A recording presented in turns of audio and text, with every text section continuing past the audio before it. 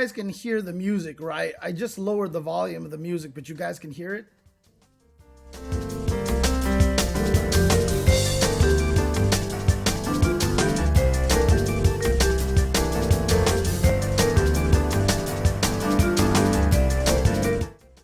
Does anybody hear the music at all?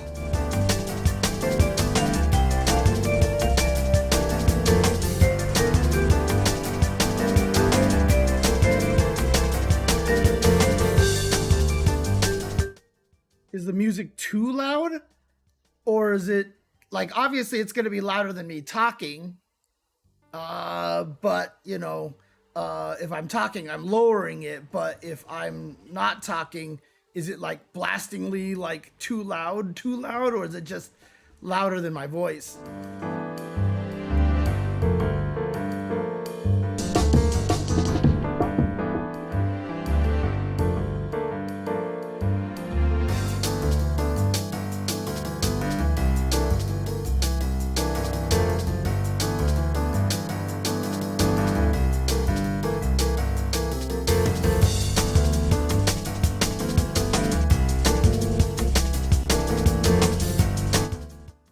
Hey, welcome T-Man. How's it going? How's it going?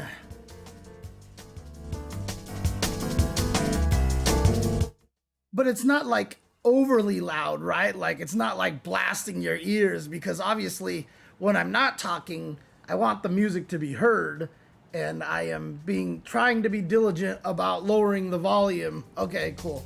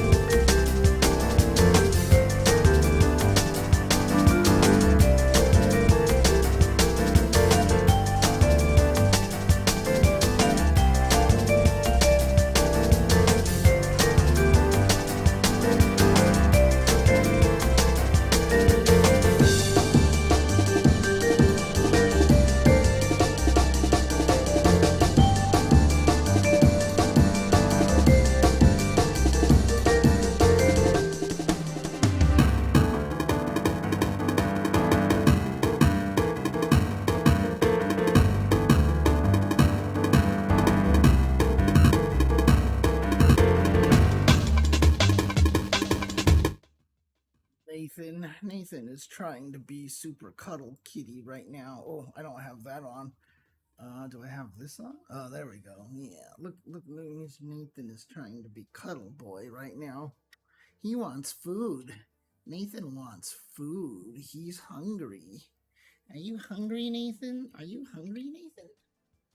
Are you hungry, Nathan? Oh. Hi, buddy. Hi, buddy. I'll feed you in just a second. All right, let's do this. This cat is always hungry.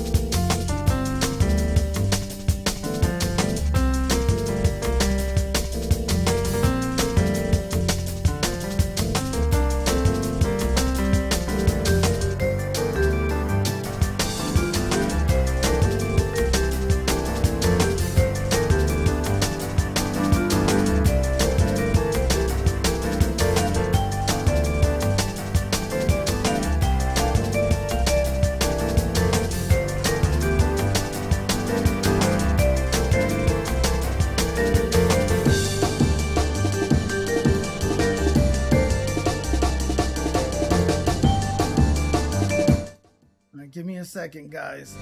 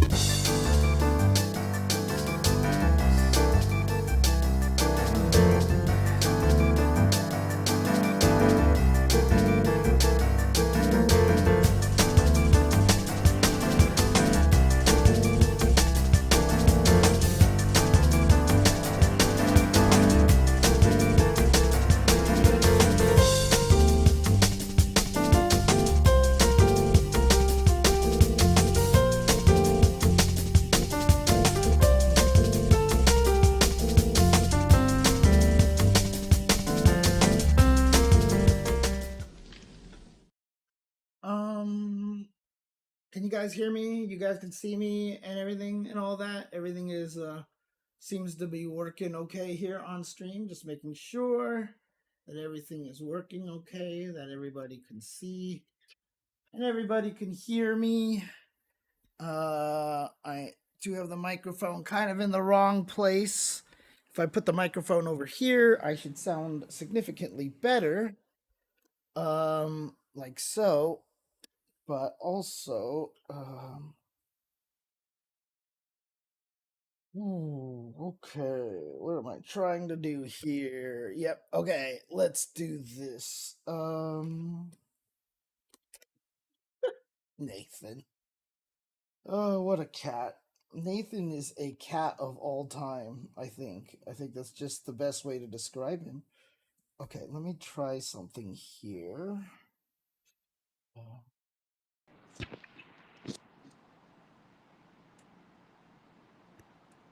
Okay. Um,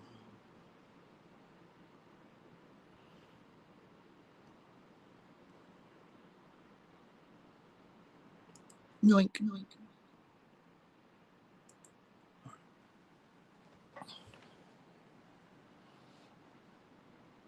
Again, please do not mind the messy kitchen.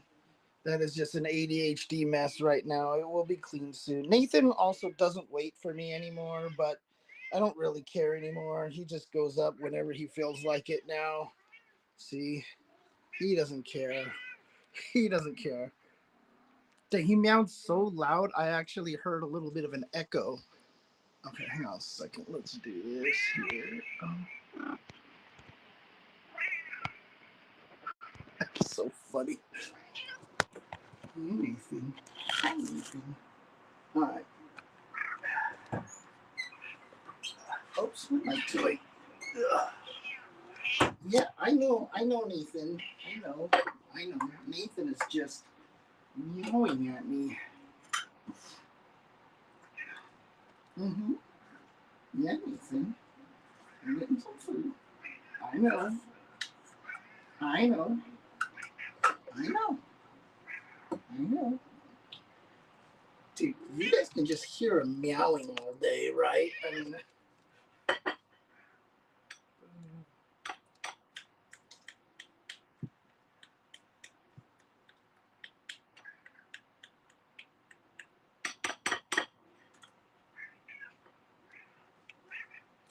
okay, Nathan, there you go.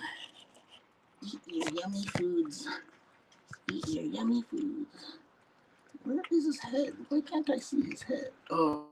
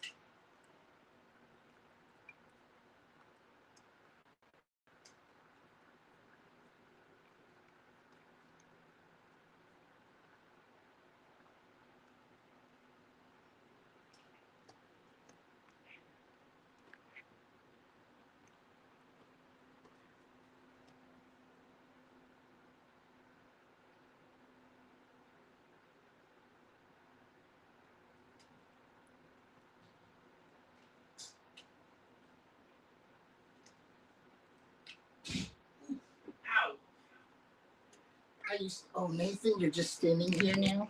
This is what Nathan does, by the way. After he finishes eating, all he does is just hope that I will feed him some treats or something. So he just sits here and meows at me all day. Wow, it's windy today. What the heck is going on? It's crazy. Hi, Nathan. Hi, Nathan. Hi, buddy. Hi, buddy. He's like, you do not have food on your hands. I am not satisfied here. Oh, I know, Nathan. Oh, what a good boy. What a good boy. Look at you. You're a good cat. Oh, look at you. Trying to worm his way into some extra food by being extra cuddly. Oh, look at this guy. Look at this guy. Here you go. What a good kitty. All right. Let's go ahead and get the stream actually started here. I'm sorry, Nathan. I'm sorry. He's like, I don't want kisses. You're not giving me food. I don't need kisses. I want food. Or you don't mind scratches. You don't mind scratches, even when you're hungry. Look at you. Look at you. Good boy. Good boy. Good boy. Oh, God, good kitty. Good kitty. All right, let's do this.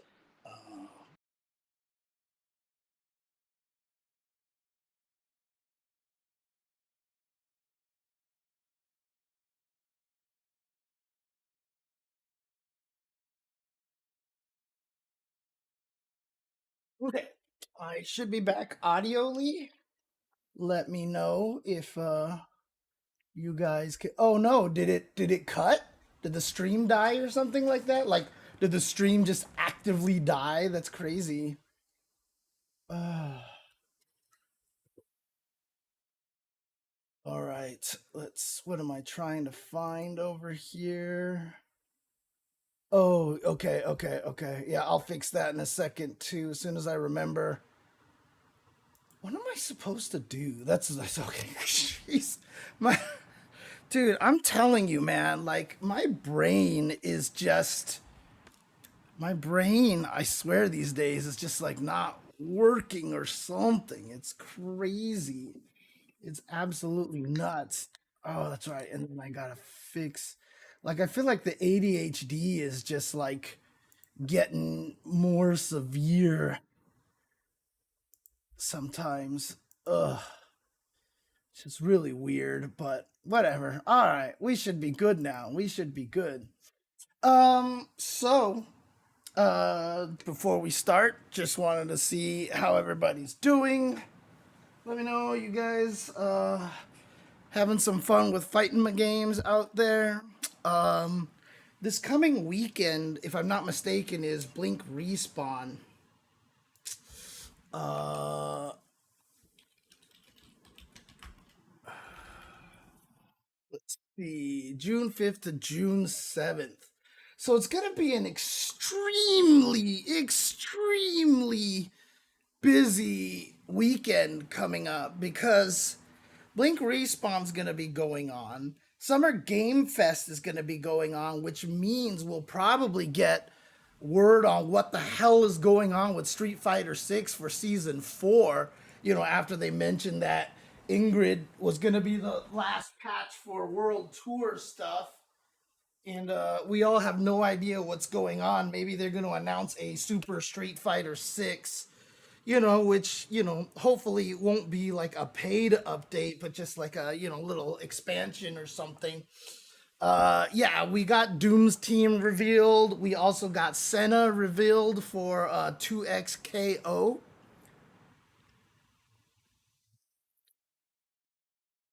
How to do 720 on leverless? It's an interesting question. I wonder if I can actually show you guys that really quick. Let me close this. It's tricky. However, one of the nice things about the way leverless, allows you to do things, and also because Street Fighter 6 really has some very interesting ways to register SPDs and 720s. I still want to make that Zangief follow-up video that I haven't done yet, just to kind of give people some notes on that. Ouch! Ah, that hurt. Ow, ow, ow. Oh boy, my body is falling apart, man. I tell you, being 50 sucks. God. Let's see here. Let's see if I can reorder the controllers over here. I'll switch the monitor in just a second. Okay, that's correct. So that should be right.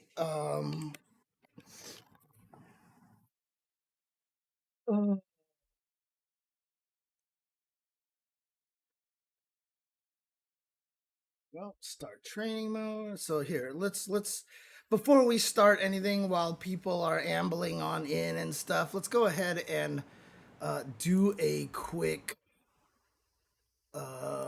little tutorial on how to do this here.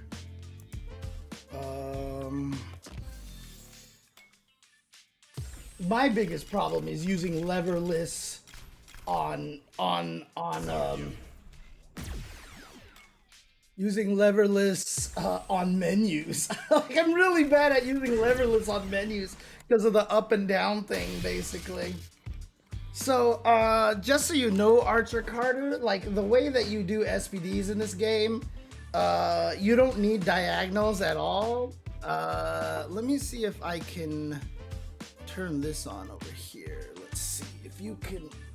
Let me see if I can get this down over here so that you can kind of see my hands a little bit, like so.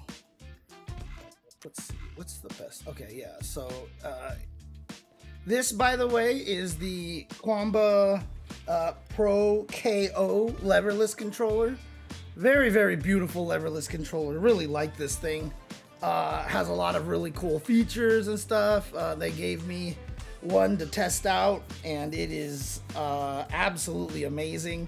They've given me a bunch of other things as well to test out, and I haven't had a chance to mess with them too much because I want to do an opening video, like a unboxing video with them. But one of the nice things about Zangief is that you don't need diagonals, right? You only need the 4 cardinal directions. That's it. That's all you need. So you just need a left, right, a down, and an up. And it doesn't matter what order you do them in either, right? So you can do them in any order. This has actually been true since Street Fighter 4. So technically speaking, you can actually do a SPD like just by hitting left, right, left, right, left, right, and then just immediately go down, up, touch, right? So I can do whoops. It's a little bit hard. Oh, you know what? I shouldn't use. So one of the things you want to learn how to do is hit up with your right hand here, because it makes it a lot easier. So I can just do like that, right? So like all I have to do is left, right, left, right, left, right, right, down, and then up and light at the same time, you know? And that works like that, you know, but you don't have to do that. Well, on Street Fighter 2, you only need a 540, I think it is, but the cardinal directions still have to be in a specific order. Once in Street Fighter 4 came out, they didn't care about what the order is, right? So, oh, I'm holding down. I'm not supposed to do that. So one of the nice things about this, yeah, KC Fusion, I mean, I'm gonna talk about that directly. So one of the things about this is nice is because you just need those 3 directions. If you learn how to just, you know, get the 3 like this, you know, without, you know, learning how to do this so you actually press down, you know, it's really easy because all you have to do is a half circle and then press punch and jump at the same time. right? That's just how you do an SPD. It's really easy. You can do it going forward, you can go it backwards, and also like if you want, you can, you know, do flicks like that, right? If your controller, if your leverless has the direction buttons even closer, if you do the slide, like it's more of a guaranteed to actually not get, you know, because you can accidentally go from down back to down forward, like without holding, like, you know, yeah, see right there, you can see I skipped down. It's hard to see, but like I skipped down right here. So that's easy to happen, but you can actually just slide it, like if you, oops, okay. Oh, I'm not hitting up. I'm not hitting up. I was just pressing jab. There you go. So this is a way to do really fast SPDs, right? Like, it's just like stupidly fast to do this, you know, to do SPDs. But, you know, it takes a little practice, and you have to get it to work. The slide doesn't work for you, huh? What's happening when you actually get the slide, you know? But the thing about this is, let me see. Yeah, okay. So, basically, there's a lot of different ways to do the 720 on this. God, how did I do this before? I did, because the thing about it is, like, obviously, you know, you're gonna jump, you have to anchor yourself down and stuff like that. But it's just like, whoops. What did I miss there? There's up, Oh, I just hit the button too early. I tend to hit the buttons too early, which is kind of annoying. Whoops. What did I do that time? I didn't hit up. Whoa, where's my up? I thought I did hit up. There's up. Oh, I see. I did it wrong. Okay. I'm supposed to hit up earlier, so I'm supposed to go... Oops! I'm supposed to anchor myself down here, so you can do... It's been a while since I've done this here with this character, so let me see if I got this here. Dude, brother, come on. That's totally an SPD input. What the hell? It's totally an... Oh no, I missed down. I skipped down again because of that problem. Yeah, so you have to be fast, by the way. One of the things that you tend to do when you're on a leverless is you tend to do the SPD motion a little bit slower. But you have to be fast, right? So like, I'm starting it a little bit too early. Whoops. Oh, see, I missed down again. Whoops. Oh, come on, that is... Oh, I missed down again. See, this is the problem, is like... I have that problem that I do the down skip a lot, so, yeah, I skipped down again, Jesus. And I skipped down again the first time. All right, I gotta get better at this. There's also other weird ways if you learn to do the slide method. Like, I know you can do like crazy slides for 720s and stuff like that, but see, I missed down again. Jesus, I have to learn how to do this fast, see, without accidentally skipping down.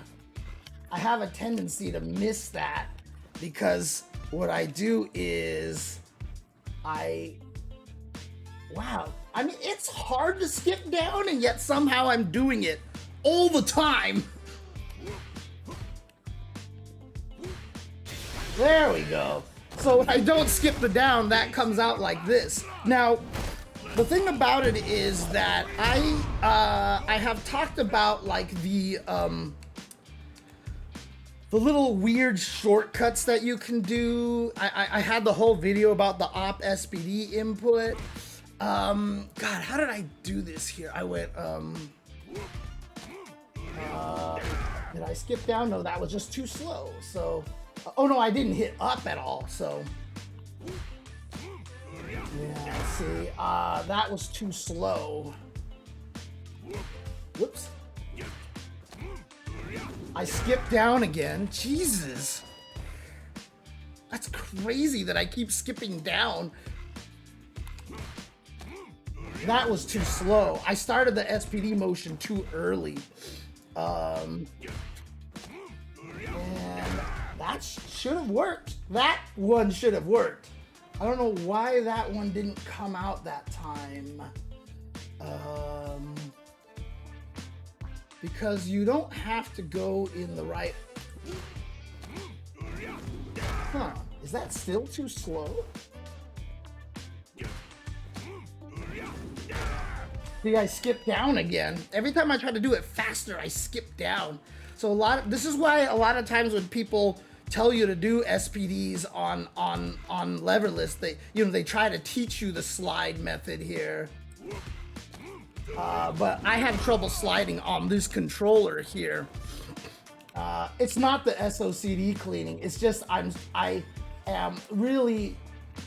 just like happen to be really good at timing it badly. Like this is just a problem with me not having a lot of experience on the controller. See, if I learn how to do it a little bit better, but all you have to do is half circle and then hit up and then half circle again, right? That's essentially what I'm doing here. So half circle up, half circle. And unfortunately I skipped down again. So you just have to get good at the point where you can do the half circle back without accidentally without skipping down. And if you're good at not skipping down, you shouldn't really have a problem with doing it. See, I skipped down again. And I'm trying really hard not to skip down, but like, there's something about the way that I time this. Like I said, it's actually hard to do what I'm doing, but like, for some reason, just like happened in Children of the Atom as well, like I'm really good at like letting go and pressing a button at the same frame so it ate my input, right? So, and I skipped down again. Jesus. See, as long as I can make it so that I don't skip down. Oh, you did it. There you go. So you did basically what I said, right? Half circle, tap up, half circle, right? That's all you really have to do. It's not too bad, actually. Yeah, see, there you go. Just like that. And so that's like one of the easiest ways to do it on leverless. Like, instead of trying to think of it like some crazy 360, just know that you can just do like, you know, okay, I did that too slow. So the problem is, a lot of times when I hit the button, I start the motion right away. And if you do that, you're actually spreading the input too far apart. The first input and the last input have to be within a certain number of frames within each other. And it's pretty fast too. So you don't want to start like right there. Like if you start here, like you're not gonna get to 720. You have to wait a little bit longer, like, you know, like that, and not skip down like I always do.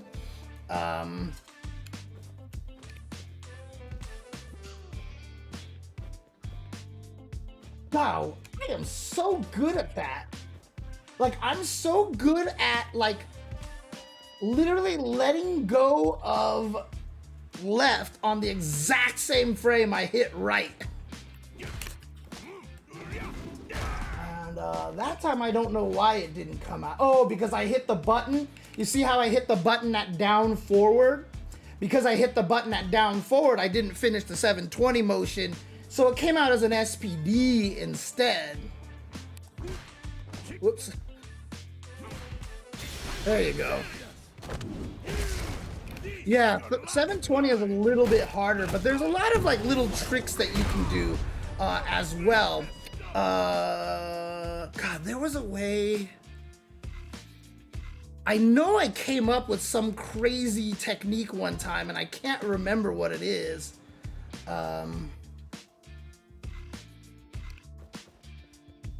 It was like, let's see. Was that too slow, I think? Because I did, Does that work? I forgot. Let's see. Oh no, I just missed down. Okay. Oops, that came out as a level 2. That's interesting. Okay.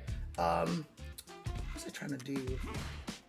I know I came up with some really interesting like shortcuts before, but I can't remember what it was now. There, okay, that is the one. That is the one right there. Okay, okay. This is a different one. Right, I knew I had a different one like this. Did I skip down again? So yeah. Too slow. I took too long on that one. But I'll show you guys what I'm doing in just a second. Yeah, okay.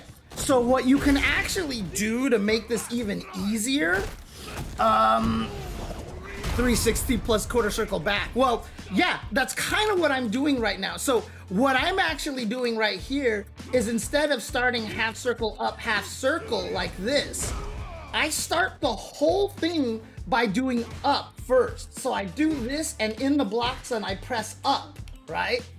Like that. And then after you press up, all you have to do is 2 back half circles.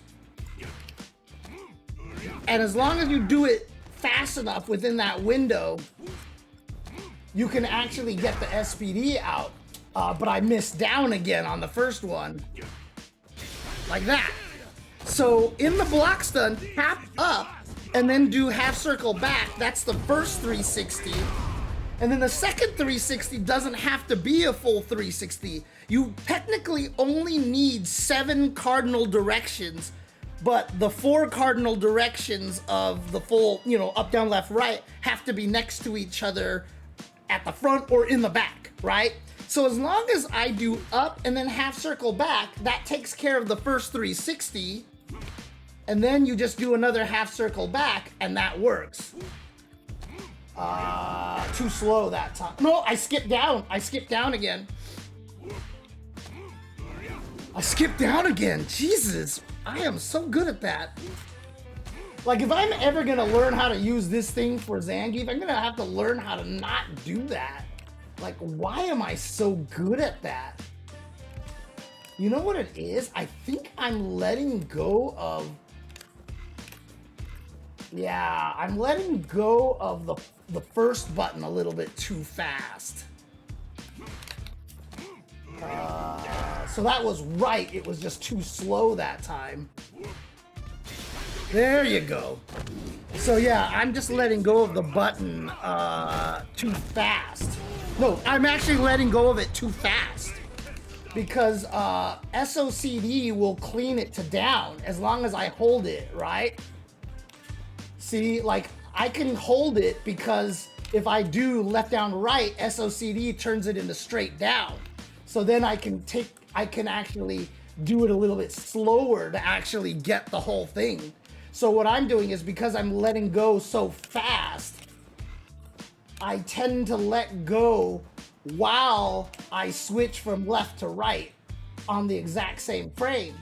But if I hold it down a little longer, the SOCD will give me a higher chance of actually getting straight down. I skipped it the second time, okay. I was too slow that time. Yep, there you go. Yeah, I mean, Slug Bones, like, dude, I'm playing Vampire Savior right now. I can't push block because I actually push block too fast. And what's cool about this technique here is if you don't skip down like I do, what's nice about this is because you hide the up at the end, I mean at the beginning, even if you are doing the input after, you know, the block stun end, but after your anchor move ends, like, you're not gonna jump by accident, you know what I mean? So, whoops. Like that. This is your last ride. Let's go. Well, fireballs and DPs on a leverless are cheating, basically. I'm not gonna say like we should ban leverless or anything like that because I think leverless is legit, but seriously, the speed at which you can do DPs on a leverless kind of makes me sad. So I'm still skipping down? Like, do you have that problem, Archer Carter, or is it just me that just keeps doing this? Like, I just keep skipping down all the time. But yeah, the anchor move is very, very, very valuable. Yeah, like, I have to do this, because, like, you can't do a 720 from here. You have to anchor yourself down, because an up has to be put in the input somewhere. Now, that is a lie. You can actually do the 720 so fast from the ground that you can do a standing 720. Very, very, very difficult.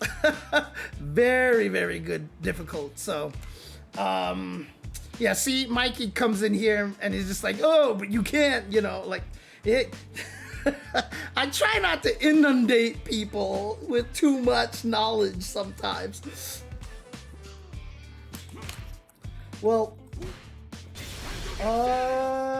let's see, did that actually work? No, I actually just didn't skip down that time. I mean, as long as I just get better at not skipping down, like, it should be fine, you know? Whoops. I skipped it! Dude, I skipped it again. What is my problem? It would just be something that I have to practice. That's something that I have to practice. Wait, were you actually trying to do 720 while just standing? So yeah, the thing about it is you gotta do a lot of things to like make sure you don't accidentally, you know, jump, right? In this situation, I'm probably better off doing half circle forwards instead of half circle backs because that would allow me to, you know, walk up a little bit. So you saw right there, clearly I can do it better in the other direction. So I think that's just a key for me here. I should just always do it left to right, I think. Nope, I skipped down again. Jesus Christ. Oh, that's why it's dangerous to do the half circle forward, because if you time it wrong, you might come out with the super instead. So half circle back in general is less likely to have that happen, basically. Jeez, I skipped down again. What is my problem? I did it again. I did it again. Dude, I don't know, man. Like, I'm just amazing at this. It's crazy. Look at that, man. Like, I just have this weird timing in my head that just makes me do that all the time. I don't understand. It's so weird. See? Like, like, if I try to do it on purpose, I can't even do it, you know? But as soon as I'm actually trying to do it, it happens. I don't know why that one didn't come out. Might have just took too long on the input. And there I skipped down again. There we go. So that's basically like one of the ways to do it. If you have a leverless controller that does let you slide, there's a lot of like little like you can do like basically you slide one way and slide the other way like this. Oh, you can't even see my controller.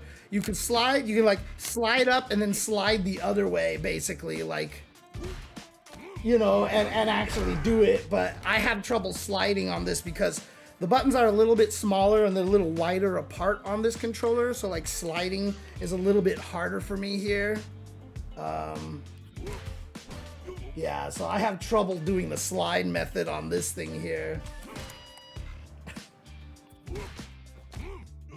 What did I do there? Let's see. Forward, down, back, up. I skipped back. I didn't get back. What the hell? Oh, because I held on to up too long. That's why.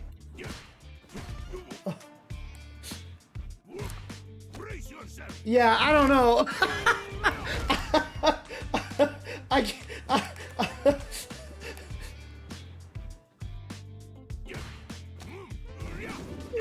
if I did that? What's that input?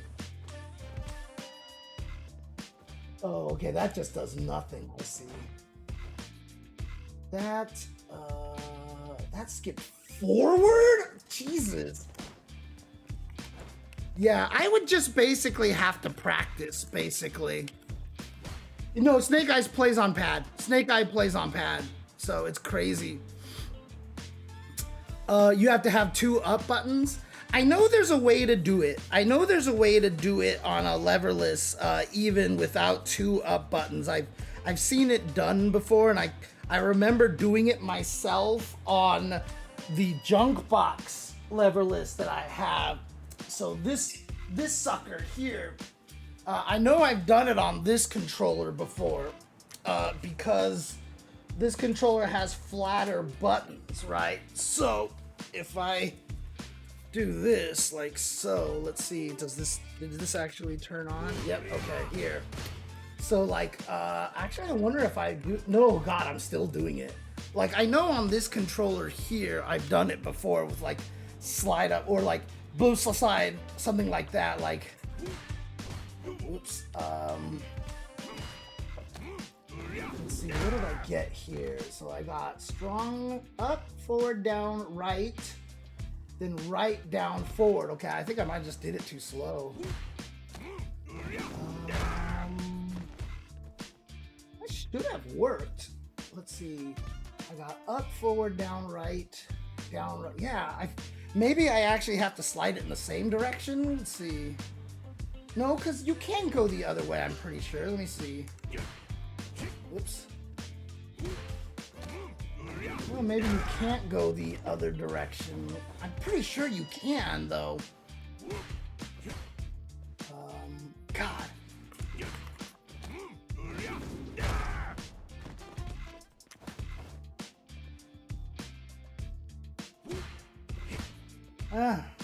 It's gonna be hard for me to do this properly because like I'm not well versed on the leverless, so but I'm pretty sure there was like some crazy slide technique that you could do that worked. But actually, let me just try sliding in the same direction here. Whoops! Whoa, that was weird. What button did I hit? Dude, why do I keep hitting light kick? Where am I hitting light kick from?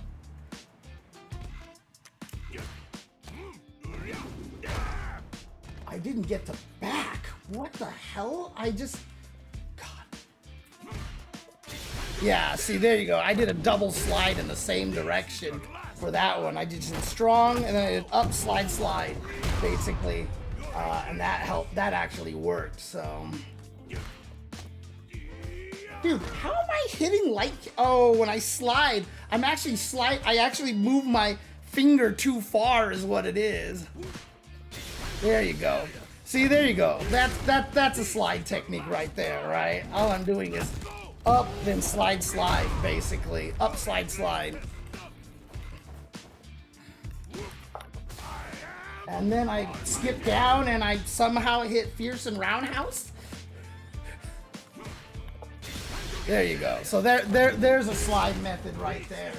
Like I said, that I can do with this controller over here. But in any case, that's kind of like some of the ways to help you do SPDs. It's hard, and you know, honestly, like, you know, a lot of people say that, you know, leverless is the way to go and everything like that. And I agree, except for grapplers. Like, grapplers are the ones that I have a little bit harder time, you know, actually saying like, yeah, you know, learn a leverless for grapplers. Like, I don't know if I necessarily prescribe to that theory. So, if you're a fervent grappler player, like, using a joystick is sometimes nice. I mean, for me, again, I'm biased because I've used the joystick my whole entire life. banning two of the same buttons unless it's directional buttons, if I'm not mistaken, right? Or no, I think they actually officially banned that too. Because before, like, those cross-up controllers used to be legal, but no, that's not true, because I know people with, no, actually, no, that's not true. Because I know for things like the Ergo box, because your hands aren't together, there's two buttons, but I don't think both of them are jump. I don't think both of them can be allowed to be a jumper. So yeah, I mean, honestly, grappler and leverless except 720. Oh, Joe P. Real? Do you want me to show you how to do a fireball? Do you want me to show you how to do a fireball and a dragon punch on leverless? Your life will never be the same ever again. I guarantee you. I guarantee your life will never be the same. It's actually kind of silly, and it's actually kind of like I said, I genuinely feel like that this is such a massive advantage that it kind of I don't know if I'm okay with it. Let's just put it that way. I'm definitely torn on this one here, okay? So let's go back to the screen here. Where is my mouse cursor? There it is. Okay. What you want to do with a fireball here. So recently, they changed the rules so that if you are holding down and you hit up, this is an SOCD clean to be neutral now. Before, when you did this, basically up would just win and then you could let go. So like you could actually do flash kicks like this, you know, kind of something like that. I can't remember exactly, but they changed it so that up and down at the same time produce neutral, right? So if I'm holding down and I press up, it just goes to neutral. And so they wipe each other out in the exact same way left, right wipe each other out. So if I hold all four buttons, which I'm doing right now, like so, if I'm holding all four buttons like this, you can see that Ken's not doing anything, right? There's a good way to take advantage of that. Basically, if you can just learn the timing of, if you can hear da-da-da, you know, if you can piano your fingers really well, what you actually do is this. This is, God, it's so crazy. So what you do is you actually flick down to right like this and don't let go of any of these buttons. Stay holding down and then press the button for your fireball and jump at the same time. And that sounds wild, but what happens is, because I'm holding down, look at the joystick in the middle of the screen there with the white arrows. If I hold down and then I hold right, if I hit up, it actually negates the down and turns into forward. So I actually go down, down, forward, and then you hit up and punch with the right hand, so you can time it on the same frame, and when you hit up, the SOCD clean kills down, so your finger holding on right triggers the right. So in other words, you can do a fireball as long as you don't hit any of them at the same time. Like, that's how fast I can throw a fireball. Like, that's ridiculously fast, right? Like, I am throwing a fireball basically like in almost 3 frames here. It's crazy. It's actually crazy. Wasn't the SOCD rule for Capcom Cup down plus up equals up? It originally was, and then they changed it all, and now people have been finding, so people found things that they thought were kind of broken with the up and down being equal to up. So they made this rule instead, and it actually makes things easier. Now, watch this. I'm gonna blow your mind even more here, Joe P. Real. I'm actually gonna show you something crazier, because instead of doing down to forward like this, what if I go forward to down, right? So remember, in Street Fighter 5 and 6 and 4, down, forward, down, down, forward. I'm sorry, forward, down, forward, forward is a DP input. So I can do, right? That's a DP input. So as long as I go forward, down, forward, forward, that's a DP input, which means I can do the exact same thing as the fireball trick, but instead of hitting down to forward, I hit forward to down. That is how fast I can do a DP. Like if you're walking backwards, like look at that. As long as you get practice that you never let go of the direction buttons, you can walk backwards and then go like that. Like look at this. Like being able to walk back and DP like in 3 frames is wild. Like it's crazy. So you could just be walking around, and if you see someone like a Honda headbutt, you just go do do do do oh, and then you oops don't dash, but you're just like, and you can DP so goddamn fast. Like it's crazy how fast you can get a DP out this way. Like normally if you walk backwards like on a stick or on a pad, like and someone jumps at you, you're like, shit, I'm too scared to anti-air because I might not be fast enough and I'm holding forward on the control. No, leverless, you're like, oh, they jumped? Okay.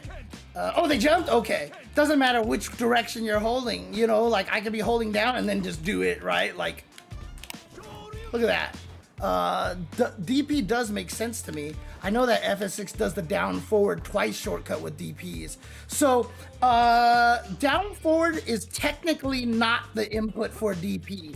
As you can see here, watch. Like, well, I'm accidentally hitting the actual input because I'm actually getting forwards in there. But technically if I do this right, yeah. So you can actually look at the input at the top left. I'm doing down, forward, and nothing's coming out. The actual input is down, forward, down, forward. So if you actually go down, forward, let go, and down, forward, so while you're crouching, and one of the stupid things that you can do, and this works on joystick and pad as well, I can just do this. Like, I'm just mashing like this. So all I'm doing is holding down and mashing right. And anytime I hit the button, a DP is coming out. So this is how you see people, like, there's a lot of people, whenever they watch matches, I see a lot of commentators do this, talk about this, and they don't realize what's actually happening here. But you'll see someone crouching, and then they DP somebody, like when they do like a tiger knee burn kick. And a lot of commentators are like, oh my God, I can't believe he racked to that. He did that DP so fast.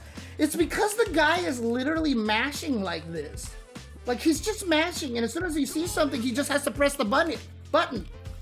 But you can't tell he's doing this because he's crouching. So the only thing he has to react with is a button. So if you think someone's gonna tiger knee burn kick you, and like I said, this works on joystick too. You can do this. On joystick, you just wiggle between down, forward, and down, back. You just wiggle the joystick back and forth because trying to wiggle it just in that little space, sometimes a little difficult. You can do it, but this is how people get the DP out so fast because they're just wiggling the button, and the nice thing is while crouching, you can't see it, right? Normally, like on old joystick, you'd see people doing like, oh, look, they're trying to do the DP. Oh, you'd see that, but if I do this, you can't tell I'm doing anything, right? So this is a really good technique and how you do DPs from crouching. Like if I'm holding down back like this, I just have to let go left and double tap right, and that's a DP. So I can do that from crouching here, like so, right? So that's it. Yeah, you can't have multiple buttons for anything. No 2 light punch or no 2 ups. Yeah, exactly. So yeah, so this makes it so you can get deeper DPs a little bit easier. You know, sometimes if you're standing, you try to DP someone, especially if you're Sagat, because you're freaking tall. You'll get hit by that. But again, like, that's the nice thing too, is that like, if you want to do this method here, like you can actually, whoops. Okay, I can't delay it that much. Okay, that's good. I was like, I can definitely delay this a little bit, but not that much. Okay. So there you go. Wait, unless it KO. What are you talking about, Popo? What are we referring to here? But yeah, that's an easy way to do the DP, basically. Right? Even in combos, just inputting it like that makes it so easy to do. What happened? Why is my short... Oh, because I'm hitting the wrong button for shortcut, that's why.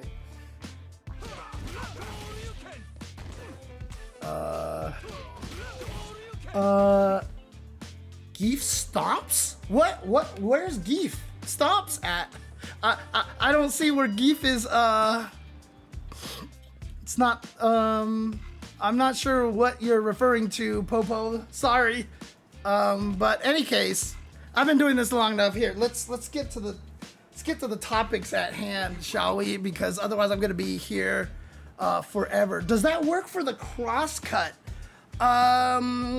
Technically, it'll only work for the crosscut if you learn to wiggle back and forth between left and right.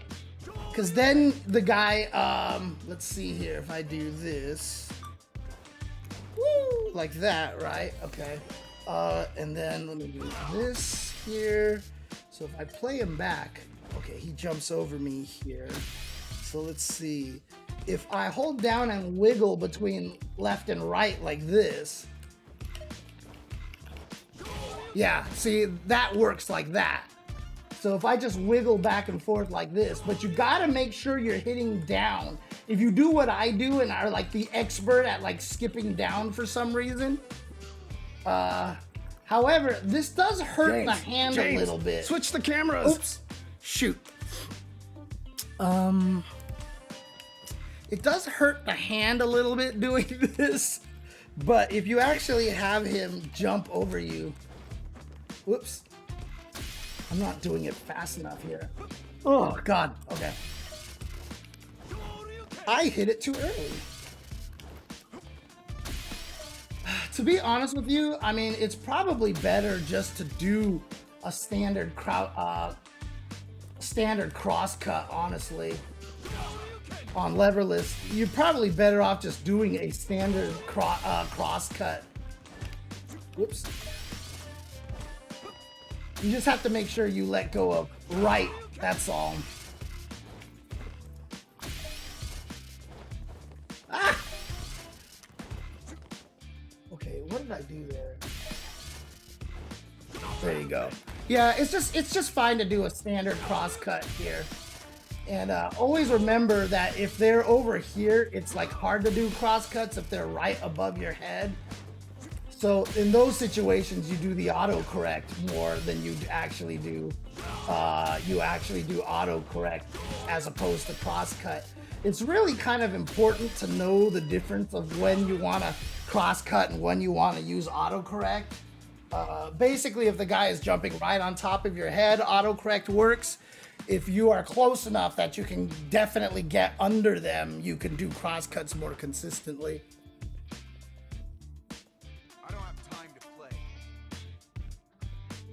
Ouch.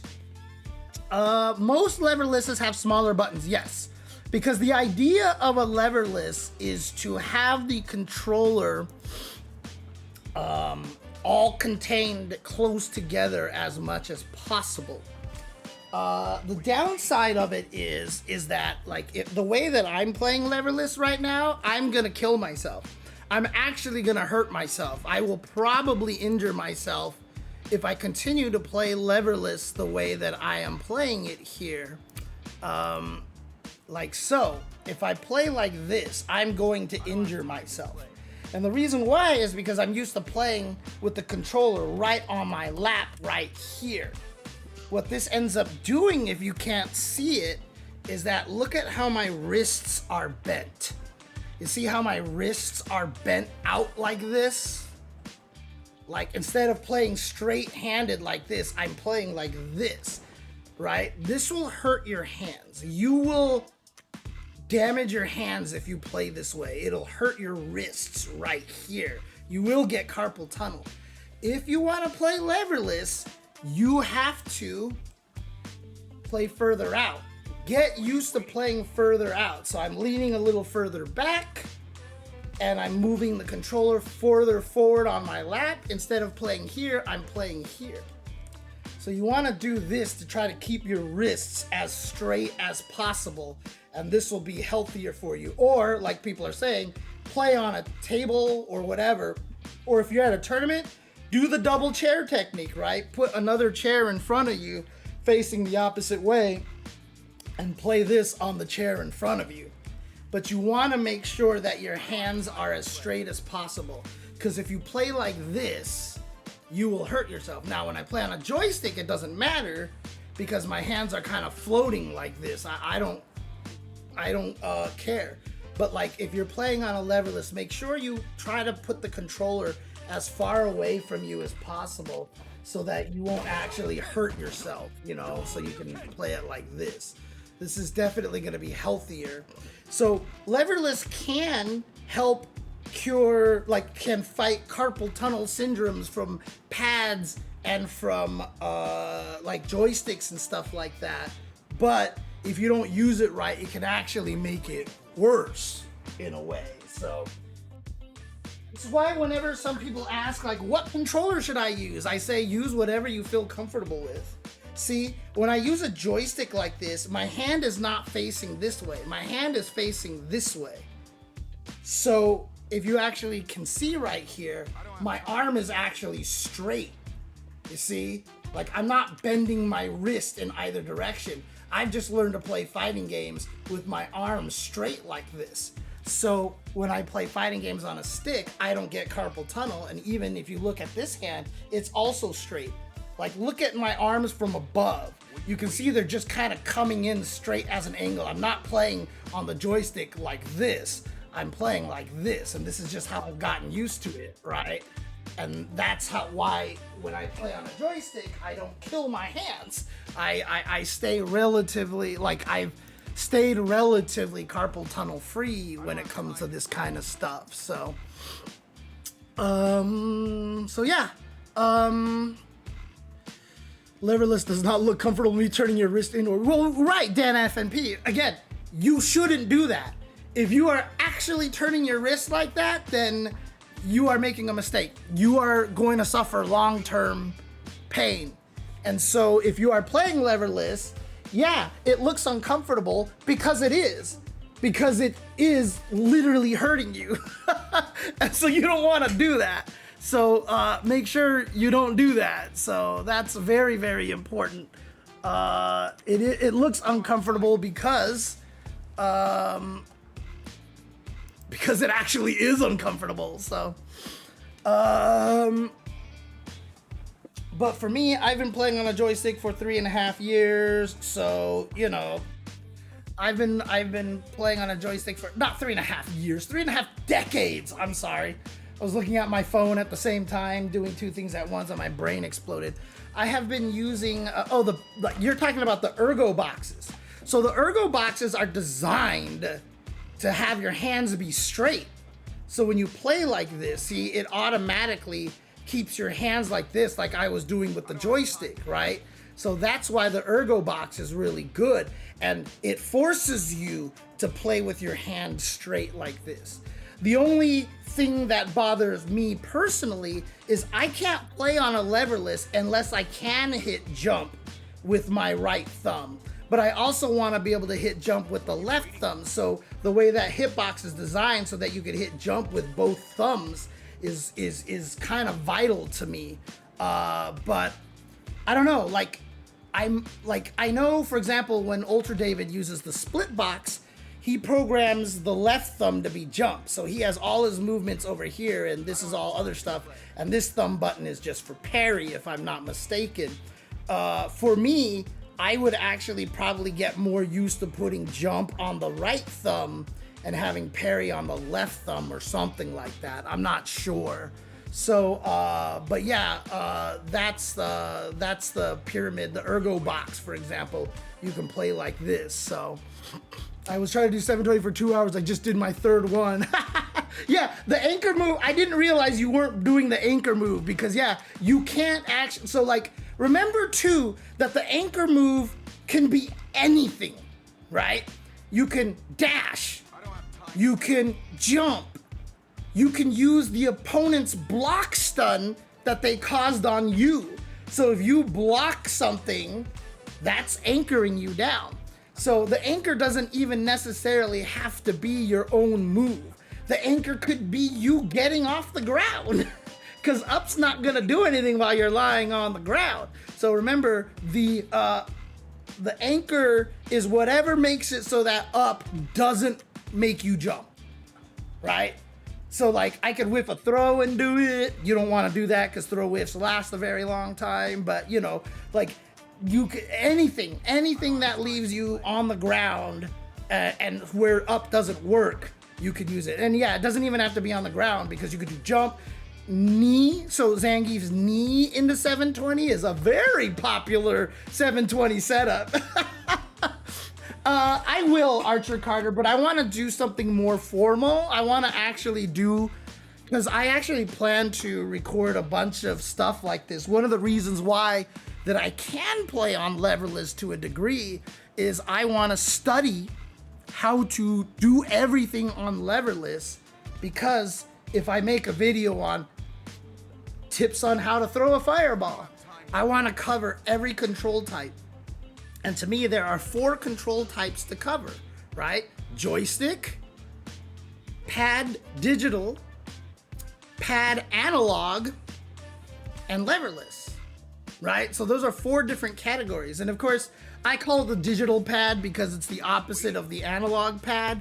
I know it's the D-pad, it's the directional pad, but it just happens to work with digital. So like, you know, it's digital, it's up, down, left, or right, you know, there's no analog in it, so I just call it the digital pad.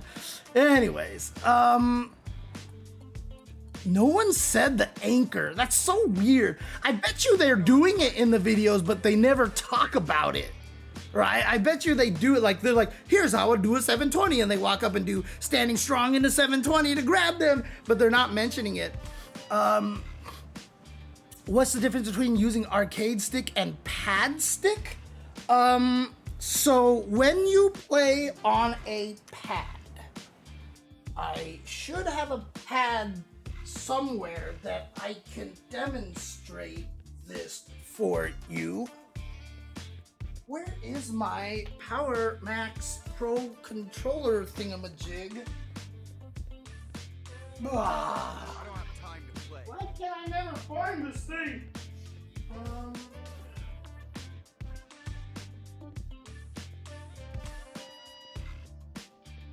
Well, I got a PlayStation 4 controller, so this will help here. So if you're playing on this and you're using the analog controller over here, it's very different than when you play on a joystick at home. I mean, on a joystick like this guy over here. One of the things that they don't teach you about is that when you use a joystick like this, because it's a square gate, and trust me, it seems unintuitive to have a square gate and you're like, this is weird, I don't like this, I like octo gates or whatever better.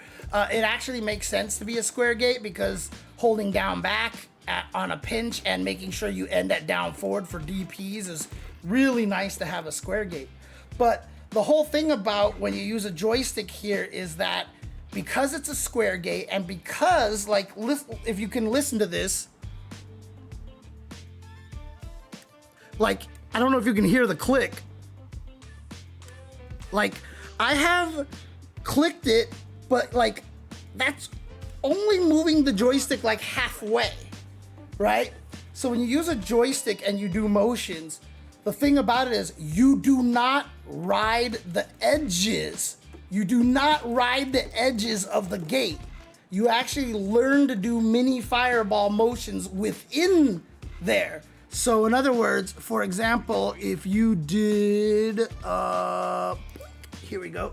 So if you did a fireball, like the way I do a fireball is I just do that, right? Like I'm not moving it against the edge. I'm using the spring in the thing, and I just learn to, you know, subtly start letting go of down and push it to the right, like this, right? If I do a dragon punch, I learn to do it like this, like small motions like this. And like a super, you would just go Like you can do, like I'm not riding the edges. I'm literally just moving the joystick within the gate manually like this using the spring, right?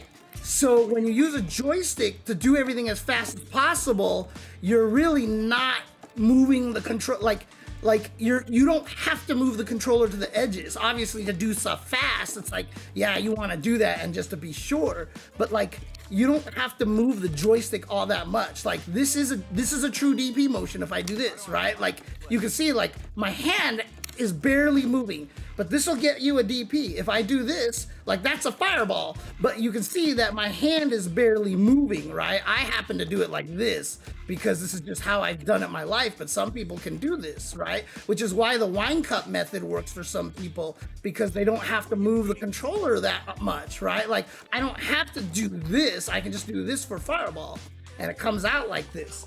So learning to use a joystick is more about that. But when you use a D-pad on a control, when you use the analog stick on a controller like this, you are actually riding the edges. You are using the circular base. Like I'm not trying to move it tiny bit in my hand because of the way that it centers. It messes it up. So you're actually riding the edges. So a lot of times when people go from analog stick to joystick, one of the problems that they run into right away is that they try to do fireballs on the joystick by riding the edges, but it's a square gate. So you go thunk and then like and it's like really awkward. So using an analog controller to throw fireballs and do DPs and stuff like that is very different than actually using a joystick, which is kind of crazy. But again, nobody talks about these things, and it drives me mad because like these are important things to discuss, and I'm one of the only people that I think can discuss it. I just haven't sat down to make the videos yet, and I wanted to last year, but last year sucked, so I did nothing. So this year I will definitely be doing this video. So yeah, editor, please do not don't make a cut of this, because I'm gonna make a more official video later. Yeah, it took me a long time to get used to square gate. Like, cause when you played on an octo gate in the old arcades, you did ride the edges, because not only, you know, was it octo gate, but the joystick sat in a circle. The joystick actually sat in a circle, so you could rub the edges of it. But with the Japanese controller, because they're square, like riding the edges is really awkward, and so learning that was really bad. But I'll tell you this right now, decades of playing in the arcades on unknown machines, not knowing where down back is, because I'm like, down back, I still got hit, shit. And like, let me move it a little, I still got hit, crap. Where's the down back? Because like the cherry switch is like worn out and stuff or whatever like that. Like the fact that the square gates, like I am hitting down back, like that is it. Like this is down back, has been really an improvement, honestly. And you know, because you don't have to move, like the give on American sticks, you do have to move the joystick farther to get the cherry switch to press. The Japanese controllers, those things are designed that slight movements register the clicks, and so you actually end up being able to do everything faster, right? So like on American sticks, you have to like fireball, but on Japanese sticks, you're like fireball, you know, like it's actually more efficient. And so it took a while to learn. A lot of people were resistant to it. Guys like John Choi still have never moved to American controllers. He still plays on a MOS stick with might have even be a perfect 360. I'm not even sure, but you know, that's just, I've learned how to play on Japanese controllers and I can't go the other way anymore, so.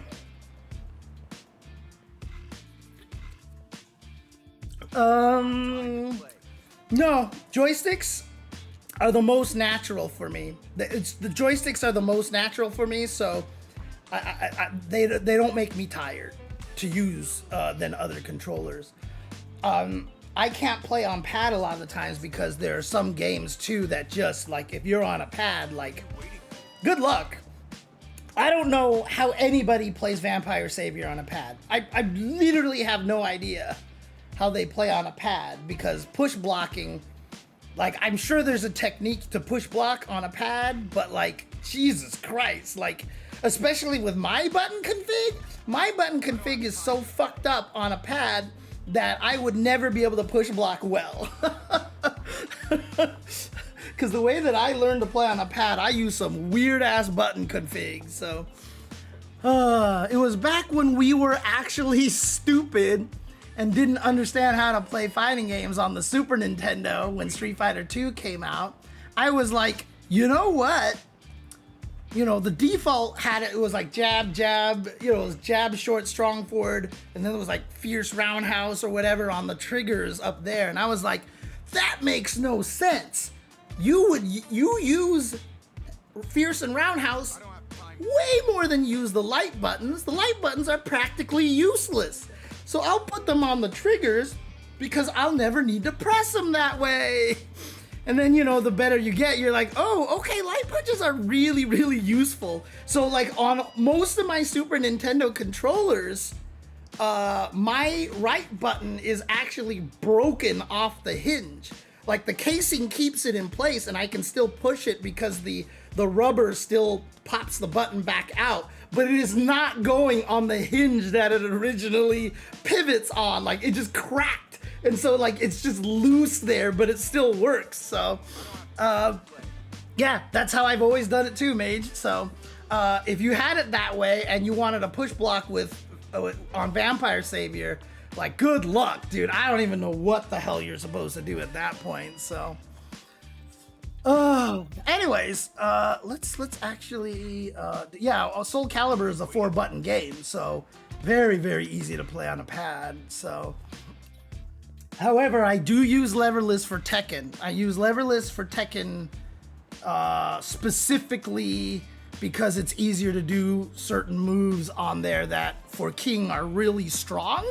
So I use leverless for Tekken basically. So okay, well anyways, look, I have already streamed for an hour and 20 minutes and I have not talked about anything yet. So I have not talked about my planned topics yet. So that might mean I might not actually get to the Maximilian video, but we'll see what happens here. But I like doing this.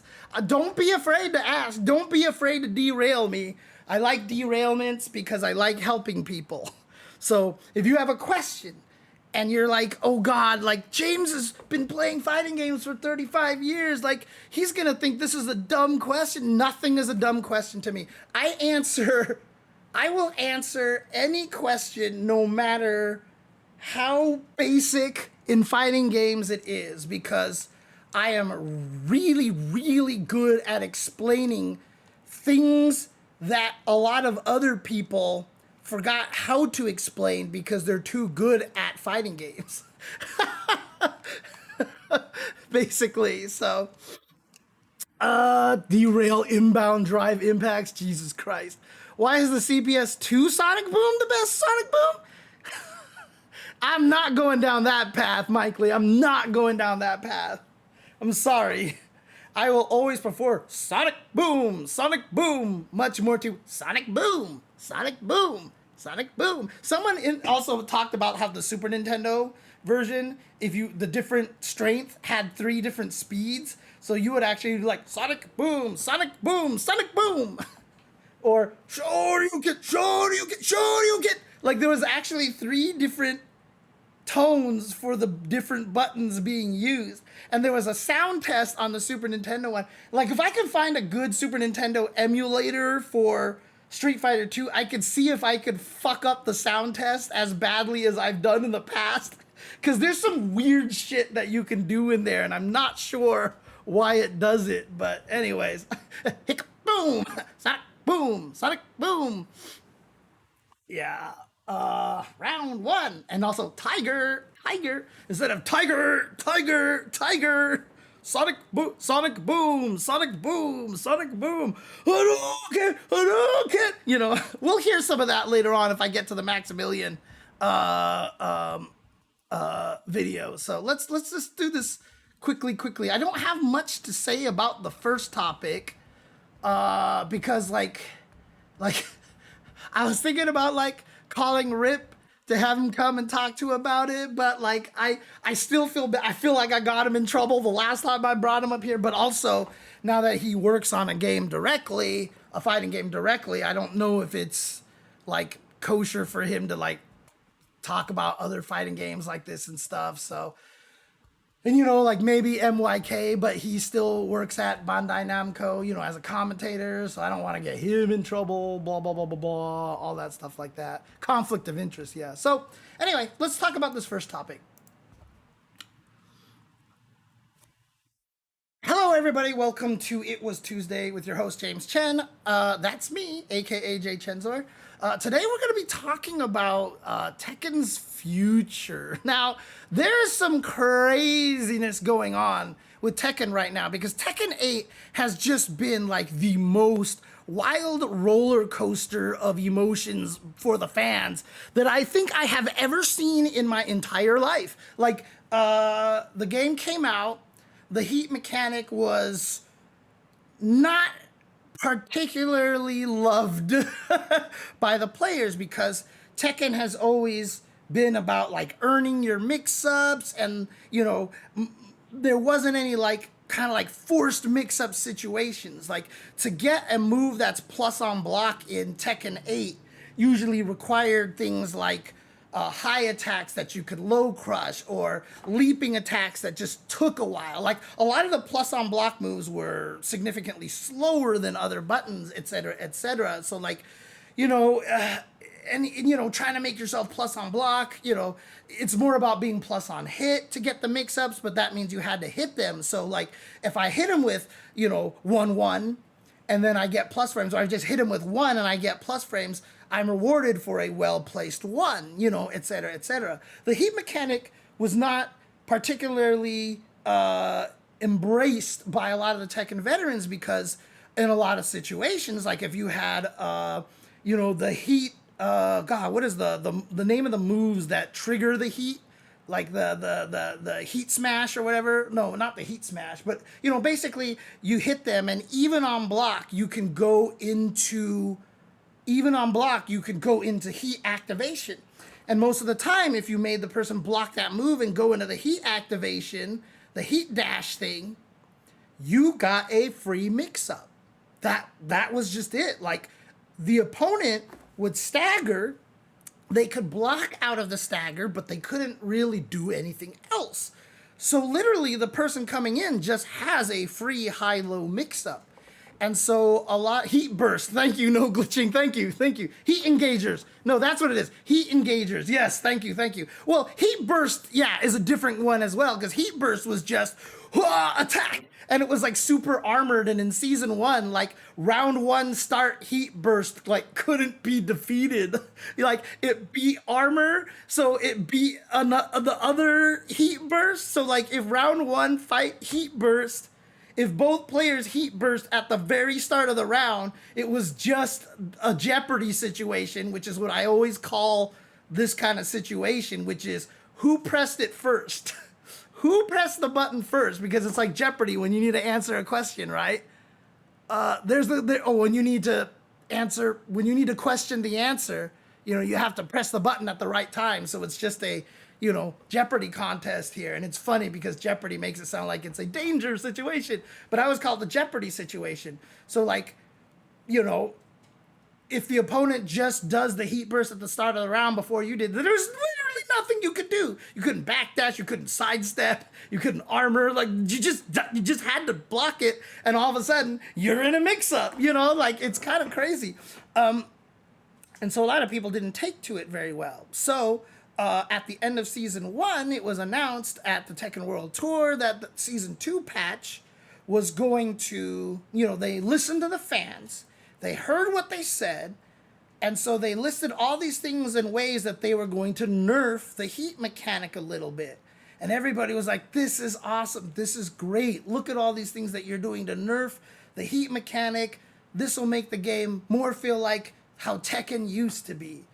And then season 2 also came with a bunch of buffs to characters that like were really strong and like made them even more aggressive. Like they gave Jack a stance and he has like a move that was called Make Some Noise where he just leaps and if you block it, he's plus.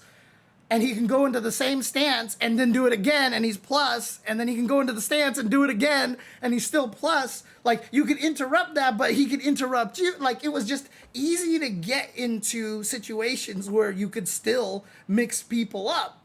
And so a lot of people were like, what the hell? You guys literally said that you were going to try to make it feel like more classic Tekken and it was going to be like, you know, less aggressive and you were going to nerf the heat mechanics. But look at all the things that you did. Like you just made everybody like super crazy, right?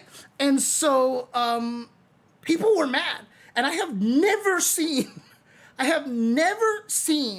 a community so united from top to bottom, from top players to scrubs, and I don't mean scrubs in a derogatory way. It's just, you know, that's just what we call them in the FGC.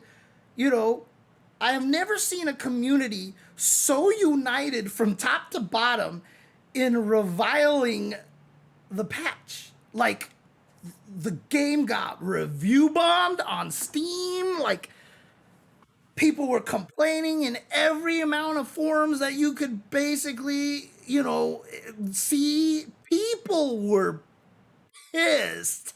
Oh, and yeah, there were bugs as well, right? There was a lot of like problems there. And so it was very poorly received. And so like everybody got even more mad. And like during season 2, I have never seen this in the Tekken community. Like Tekken community has always been like the new game is out, old game, gone, done. Let's play the new game. But like for the first time during Tekken 8 Season 2, people started doing the whole like, I'm gonna go back and see what Tekken Tag 2 was all about. I'm gonna go back and play Tekken 5. I want to see what that game was like. I'm gonna go play Tekken 6. People were going back and playing old Tekkens because they were all so like frustrated with what happened with season 2.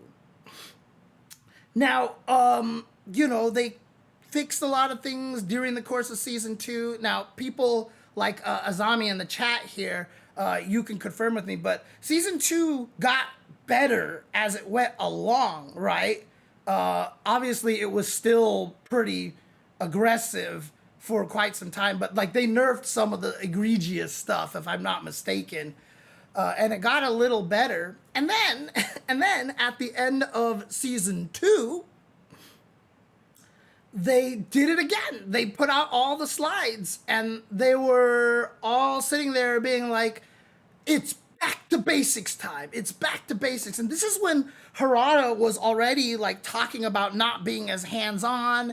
And he had already talked about like a different team was balancing it or whatever. No, actually that came, no, it was during season 2, right? When Harada was saying like, yeah, season 2 is balanced by a team that wasn't as like hasn't really balanced it before, all this stuff like that. So, you know, there's a lot of talk about that. I don't know. I don't think so. I don't think Tekken 7 sales went up during Tekken 8 season 2. I just know Tekken 8, like I said, was just like universally reviled. It was crazy. But yeah, so basically, yeah, Harada at one point just like mentioned that like, yeah, like he's training new people to balance the game, right? Like he's letting them do stuff, but he's, you know, kind of has a more hands-off approach. Then at the end of season 2 at the Tekken World Tour, they did it again. Slides coming out, and I think the phrase was back to basics, they said. Like, we're going back to basics. And so we're bringing Tekken back to what you guys remembered and what you guys enjoyed. So yeah, back to basics, let's go. And then the patch came out. And I'm not as familiar with what it was about the season 3 patch, but I think it was kind of the same thing, right? Like it was just, they just made everybody wild as hell, right? If I'm not mistaken, like the balance like didn't go back to basics. they made some characters like a mix up they've had for years, and like the answer was always to like sidestep if he does, and then like it just didn't work anymore because like the tracking was too strong all of a sudden and stuff. Like they didn't go back to basics, and in fact, it kind of did the thing again where it felt like it went, you know, a little more aggressive again. So as the zombie says, not as bad as season 2, but the fact that they literally said we are going back to basics, and then they didn't go back to basics, right? Like they just did it. So yeah, it was a spit to the fans' face, as Azami says in the chat, right? Like that's how a lot of the Tekken fans kind of received it. What's up, Ani? How you doing? I haven't been streaming a lot, so you know, hopefully I'll be streaming again and back to doing this a little bit more. So yeah, like a lot of people were mad because, like, yeah, again, like for sure, why wouldn't you be mad, right? It was just a constant saying that they were going to do one thing and then doubling down on the other, as Pachalo says in the chat. Absolutely, absolutely, right? So, what ended up happening was, you know, people were mad, and someone get the timeline right for me here. When did Harada leave? He just left. So he's left in the middle of season 3 here. So he's left in the middle of season 3, which is where we're at right now. And people are still kind of like upset right now. But Harada leaving was like, oh my goodness. I mean, a lot of people saw the writing on the wall, but you know, Harada leaving is a big deal. And I'll talk a little bit about this in a little bit more. However, he left before season 3 started. Okay. Thank you. Back to the short hair. You know, my mom would appreciate you saying that because she always hates me with long hair. But, you know, Harada basically said that he was training somebody else to take over the reins from him to be the new head of Tekken. And that, of course, was one Kohei Ikeda, aka Nakatsu, right? Like he has been at Bandai Namco forever. He's been there for like 20 years and stuff. And Harada was kind of training him to kind of be his replacement for Tekken. Well, on May 31st, which was 2 days ago, Nakatsu tweeted out, let me do this here. Nakatsu tweeted out, and this is a translation, so I can't quote, but it's a translation, but says, announcement. After 20 incredible years, I have left Bandai Namco Studios. Thank you for all your support. So, Nakatsu left. Ever since I first discovered fighting games as a student, I spent countless days in arcades, completely immersed in competition and battling against others. For someone like me, becoming part of the company I had always admired, Namco, was truly a dream come true, you know? And he's talking about this, and, you know, and he left. He left. Like, what does he say? While my role leading the team as game director is coming to a close, the values that both I personally and the Tekken project have always cherished, staying close to the fans and the community and building the game together with everyone, which I'm sure the community had a big collective guffaw, you know, kind of a thing, will never change. I have entrusted those values and that baton to the incredible team that will continue shaping the future of Tekken. As I look forward to the future of Tekken and the FGC, I will also continue taking on new challenges as a game developer. I hope our paths cross again someday. Get ready for the next battle. To everyone who has supported me throughout this journey, thank you from the bottom of my heart. But again, like, the Tekken fans are like, what the F, dude? Like, wait, what? You know, like, he just, like, left. Like, if he ends up joining Harada at that little SNK offshoot company, like, oh boy, that's gonna spark some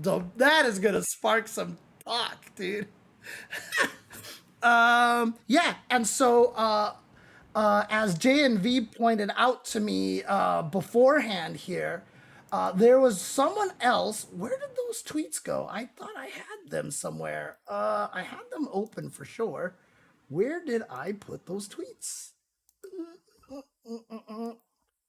Oh, here it is. Okay. Um, another uh, another person at the company in August of 2025 named Yohei Shimbori left Bandai Namco as well. And, I'm looking at a Reddit thread where they talk about it, and he says, I will be leaving Bandai Namco Studio at the end of this month. During my time here, I was involved in various projects, but I was particularly deeply engaged in Tekken 8, mainly with out-game elements, and received support from many people, including our customers, and so on and so forth. He used to work on DOA a long time ago, but he went to Bandai Namco, and then he left. So in August 2025, Yohei Shimbori left, but it sounds like he wasn't as much to do with balance or anything like that, because he said that, without game elements and stuff, which I'm sure is just a awkward translation on Twitter here. But Yohei left, and then Harada leaves, and then all of a sudden the man that was supposed to be the one they were going to train, to take over, Nakatsu, he leaves. Dude, it is crazy. Like, I don't blame anyone on in the Tekken community if they're like, holy crap. Like, is Tekken done? Like, are we nearing like the end of Tekken, And what I said earlier, I was like, I'll talk about this a little bit more later. One of the things that Harada talked about was that Tekken survived for so long at Bandai Namco because he had such a personal investment in the game. He had talked about, and I did a whole video on this in the past, on this huge post that Harada had. He talked about how Soul Calibur was the darling of Bandai Namco, and Tekken was like the if it works, we'll do it, because Soul Calibur 1 and 2 are like two of the most beloved fighting games out there, right? Like, the one player content was ridiculous and it was just a moneymaker. Soul Calibur 1 was one of the first games to ever receive a perfect 40 in Famitsu magazine and stuff. It was such a beloved game.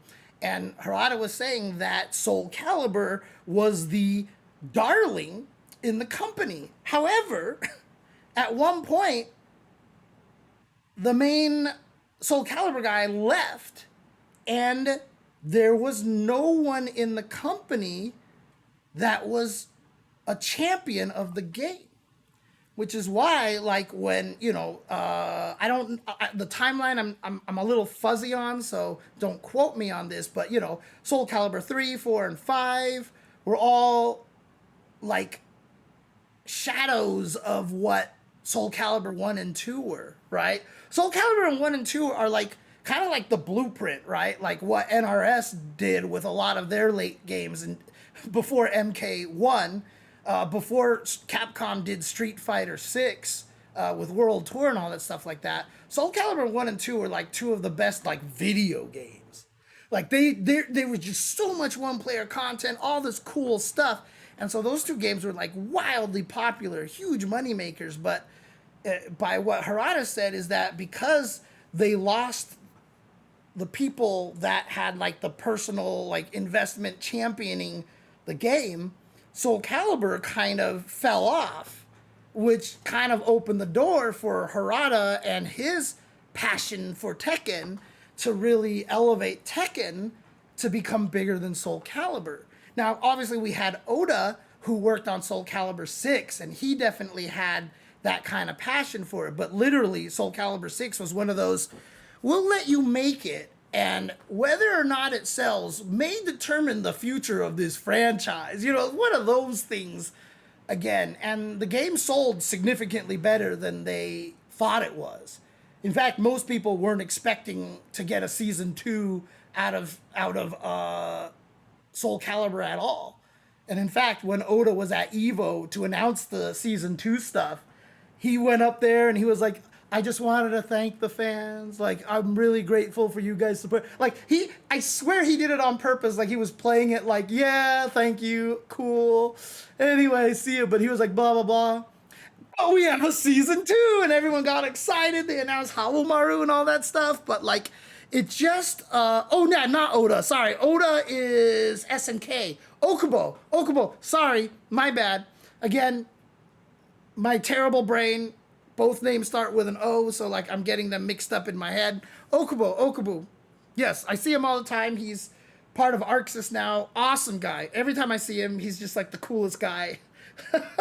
So I love Okubo. Sorry, Okubo-san. sorry.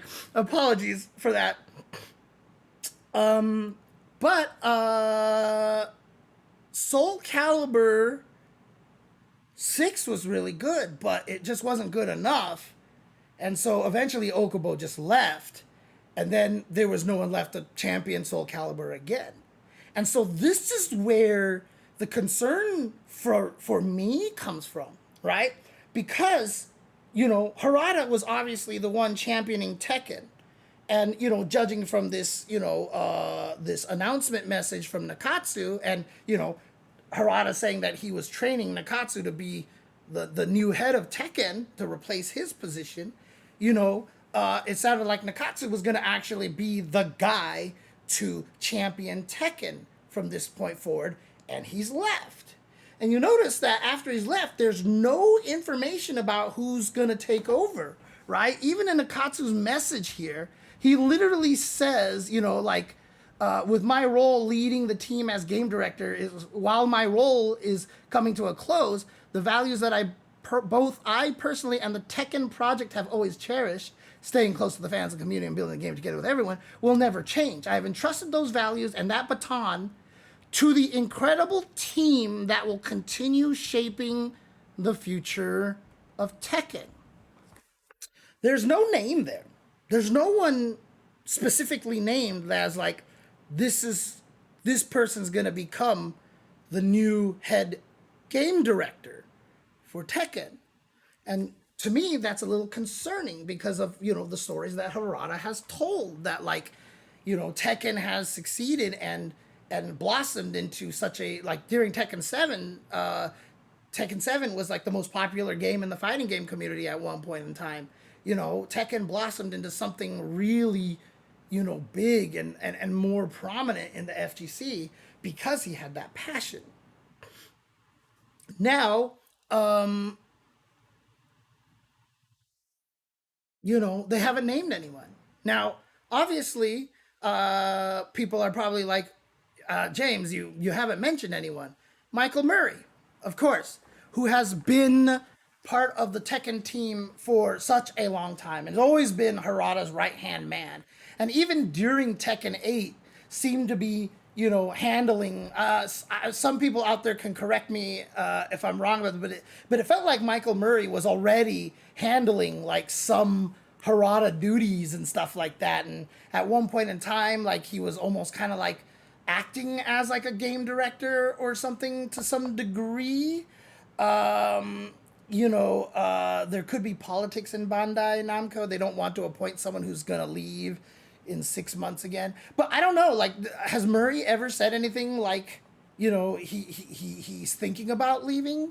I actually am not aware of that. Like, I think this would be a good opportunity for him to, try to take over this. But there could also be a situation where Harada like poaches him or something like that, right? People in the chat are saying that they wouldn't be surprised if he's the next one to jump ship, to be honest.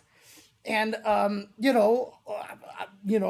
know Michael Murray and stuff, and what he's doing right now on Twitter is like it's not great PR. he's kind of attacking the community a little bit, blaming, like not necessarily directly blaming him, but like, talking about how, you know, the community has always been so toxic and all this stuff like that, and and kind of like implying that that might be one of the reasons that Harada and Nakatsu left, which really sounds like he's kind of pinning it on the community and stuff like that. And his replies to people have been not exactly the most PR friendly replies, which could be an indication of a person who doesn't feel like they have anything to lose at the company because they're not planning to stay there. That could be a way to interpret it. But also, like, you also have to. I mean, you do have to understand, like, when you're in a public position, especially if you're a dev for a fighting game, like, you have to put up with a lot of shit. You have to put up with a lot of shit. People blame you for everything, and Murray has been, and Harada have always been, both tried to be very available on social media. But you see a lot of people responding to Murray just being like, "Stop tweeting," just like, put Twitter away, like this is not looking good for you, kind of a thing. And I know he's kind of had a little bit of that reputation on Twitter before. So I know he's ruffled feathers on social media before in the past, right? And again, I'm not saying he's justified to be mad at the community or whatever, because everybody is toxic and mean to him. That's kind of the position that you have to, what your position you're in, where you are, that this is gonna happen, right? Like, I'm not gonna turn this into a James Chen pity party, but I've been pretty depressed recently because there's been a lot of like hateful rhetoric towards me. Like, you get a lot of that on social media, and it's hard to handle. Like, some days I'm just like, whatever, idiot, you don't know what you're talking about, and then other days I'm just like, like, maybe there's some truth to it. And like, you get, like, it's hard. It's really hard, right? So like I said, if you are a person in a public position, however, and you are dealing with this, you have to find ways to make sure that you don't lash out at people, right? As much as I've felt the way that I've been feeling for the past like 3 years or whatever, like that, about my role in the fighting game community, I don't lash out much. I have maybe a couple times, small times, but nothing like super crazy or anything like that.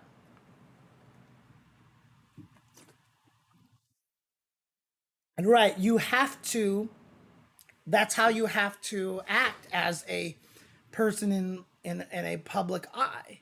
And a lot of people don't realize that, right? Like, you have to realize, if you become a public persona, that yes, you have to do a lot of things that you don't like. Yes, you're gonna have to stop being the guy who talks like the boys do in the locker room. You gotta not just lash out at everybody who attacks you and stuff like that. It's like, it's a tricky dance, and it's tough because a lot of people don't understand that, or they refuse to do it, right? I mean, it's the classic Charles Barkley commercial from long, long time ago.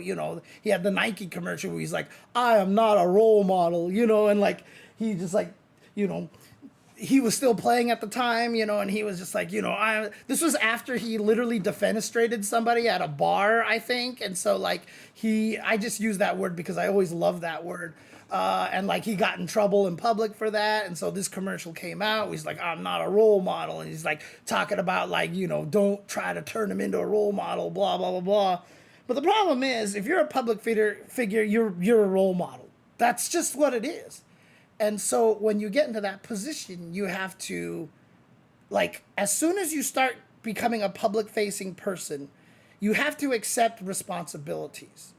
And the way I've described it to many people, if you don't want those responsibilities, then stop being famous. That's just really what it comes down to. Stop being a public face, right? Like, the hard part about it is, like, if you're a top player in a fighting game and you want to keep playing and be a top player, you are now in that position. You have to understand that this is your role now. You have more influence than you probably care for. I get frustrated with this too because I'll tweet something really stupid and then people latch onto it and be like, James is such an idiot, or like, you're wrong, and da-da, and like it turns into the current like fighting game drama of the week. And I'm like, I didn't mean anything serious by this, like, it's hard. It's tough, and a lot of times I forget the kind of power that I have. And you talk about Wednesday Night Fight dudes all just hanging around, no BS. I mean, it was still kind of the same. It was still the same back then. Everybody who thinks that, like it was better back in the day, it wasn't that it was better back in the day. It was just that, we were allowed to be assholes and nobody would call us out on it. Right? That's just really what it comes down to, right? We were allowed to be assholes. But, as we've gotten older, as a lot of marginalized groups have now found their voices a little bit more, they can be a movement for change, right? It's like when people kept telling me to stop using a specific word on commentary. And I was like, you know what? You're right. I'm going to stop using this word. And I stopped using it. And I had some people be like, don't kowtow to these people, James. Like, that's just part of the FGC. That's our link. I was like, dude, there are like 900 words I could use in place of this word, and it will change nothing. I was like, it's okay to stop using this word, dude. Like, it's not even a problem. So, like, that's just how it works, like you have to understand the kind of position that you're in. You don't have if you want to become a top player or a commentator or a content creator, you kind of lose your right. And it sucks. Oh no, are you okay, baby? Oh. Nathan coughs like this sometimes. Right, it costs $0 to not be a jerk. Are you okay, Nathan? Are you okay? I'm sorry. I'll stop scratching your chest. But yeah, like when you get into a public position, you have to understand you will be scrutinized. You have to understand that the things you say will take on different meanings, they will take on different impact, etc., etc. And yeah, like it sucks because you're like, I just want to be myself. I say this all the time. Like, why can't I just make a dumb joke on Twitter and move on, right? Why do people have to take it so seriously, kind of thing? I say this all the time, but, that's just me kind of venting. But I still understand the position that I'm in, So it's tough, Yeah, it costs nothing to be a jerk, which is why it's so easy to be a jerk, for sure. But, you have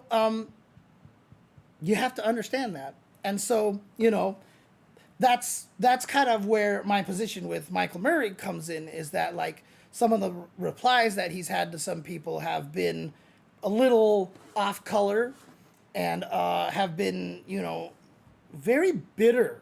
There's a lot of bitterness in there. And like I said, I understand why he's bitter, because God, the shit that you have to put up with. But at the same time, it's like, I also understand when you're in that position, you still like you can't just lash out at people. It's hard.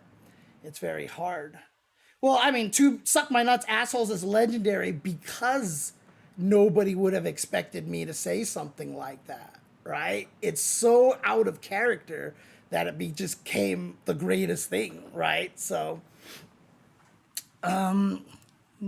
yeah, and that's another thing too, is that a lot of people, like, there are people expressing constructive criticism for sure, and I know certain people have been blocked, even though they were just offering very constructive criticisms, but the majority of it is going to be assholes, right? Like that's just how it is. That's just how it is. Like that's just nature, That's the nature of the internet, right? Like we can't change that. But that's a whole completely different topic. But the real question is though, is Michael Murray perhaps feeling like he can do this because maybe he doesn't have the intention to stay? And if he doesn't have the intention to stay, what happens to Tekken? Right? Who is going to take over? Who's going to be the champion of Tekken? Or is Tekken gonna get Soul Calibered? Because Tekken 8 is already, season 2 was like I said, I've never seen the entire fan base unite so together to complain about the game all in one voice. And then season 3, like people were saying in the chat, felt like a spit in the face to the community. Like Tekken 8 is not a bad game either. Like people have been saying that, some of the patches were like going in the right direction. And people were like, oh my God, these patches are going good. Nakatsu is doing a great job. And then Nakatsu leaves, right? And now everyone's like, what's happening here, right? So like, I don't know. It's weird. Now, obviously, it's the internet, so everybody's going to be doom and gloom and panic.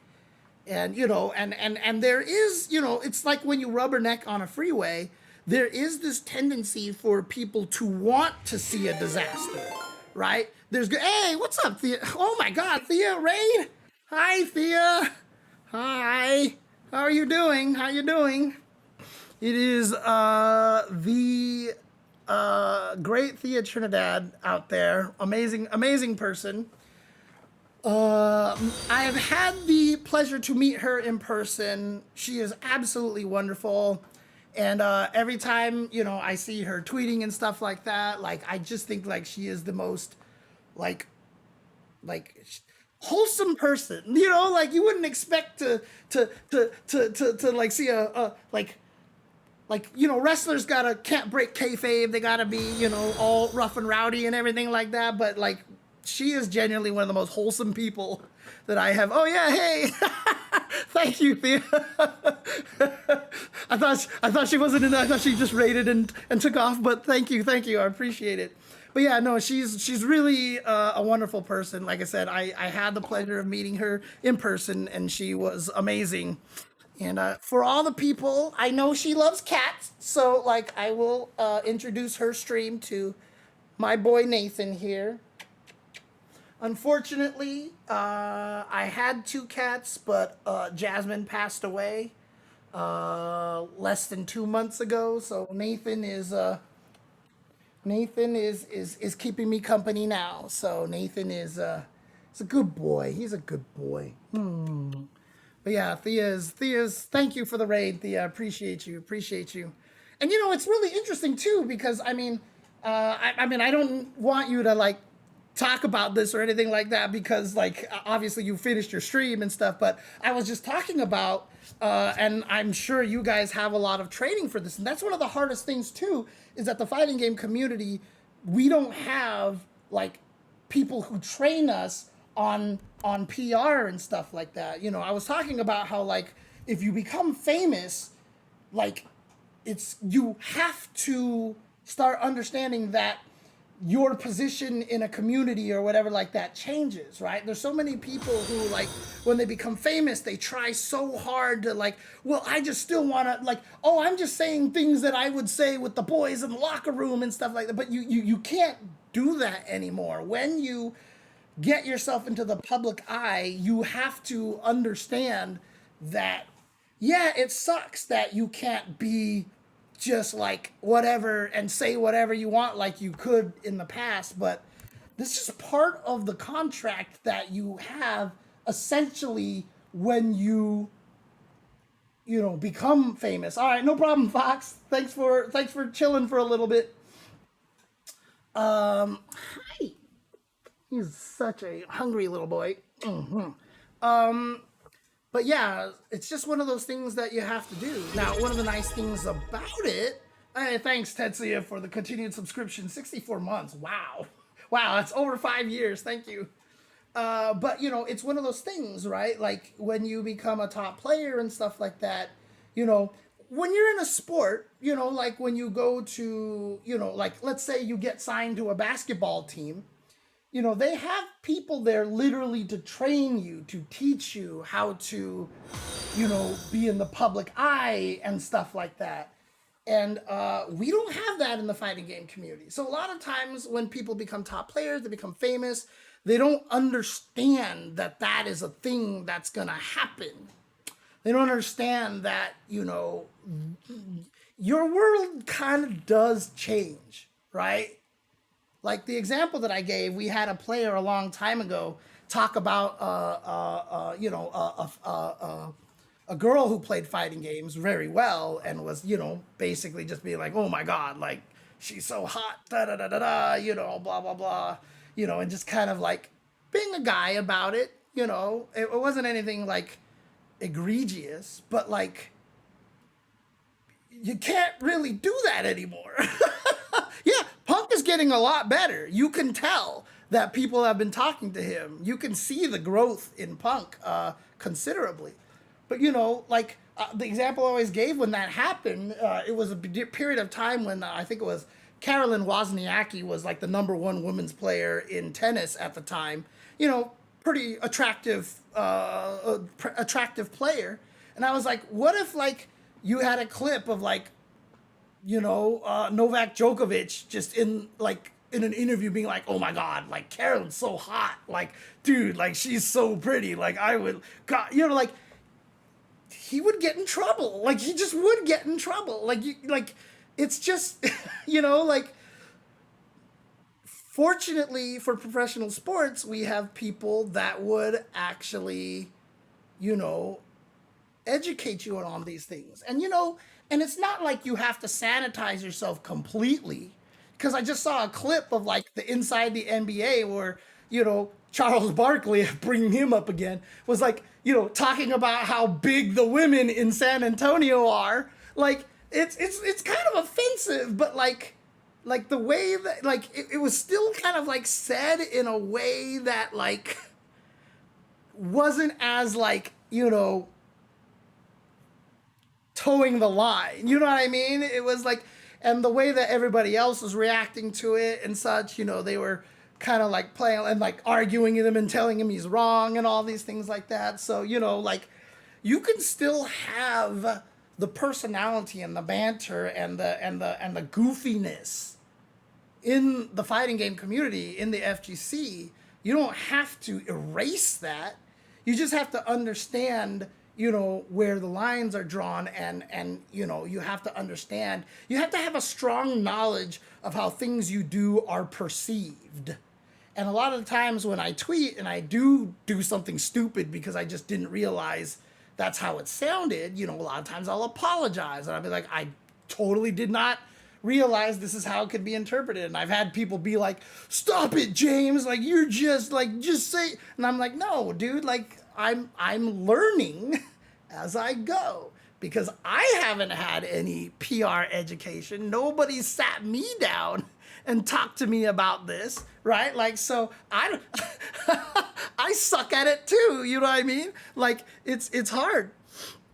Right. So Harada was also pushing back on criticism, but he got more support because a lot of the times when he pushed back on criticism, he would couple it with a story. Like he'd be like, okay, see, like I wanted to do this, but here's what's happened in the past. Like in this situation, like I remember it as if it were yesterday.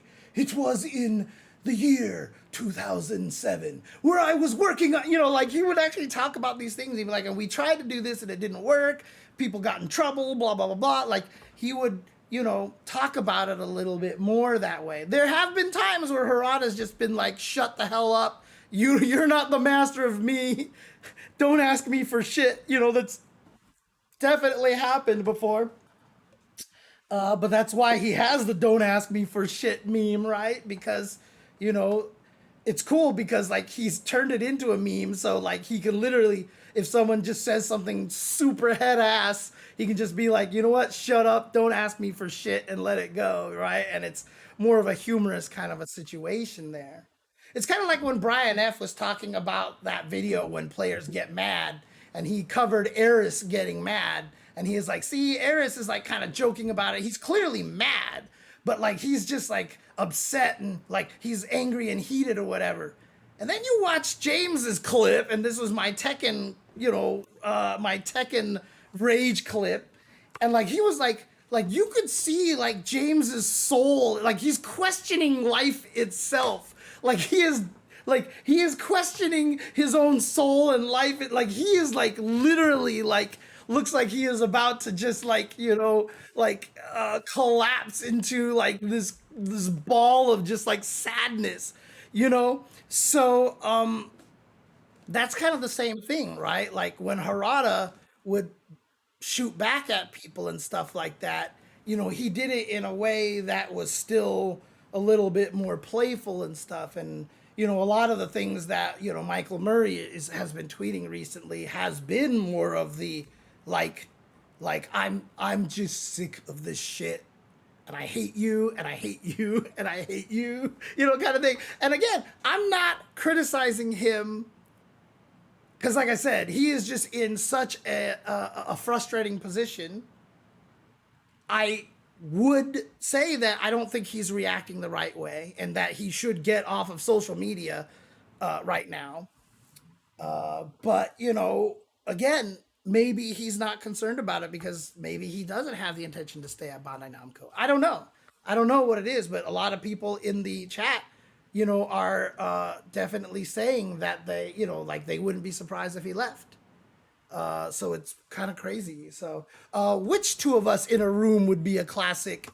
Would be hilarious. Diderek, Diderek, Diderich. I don't know how to. Oh God, me and Eris. Oh God, I love that guy.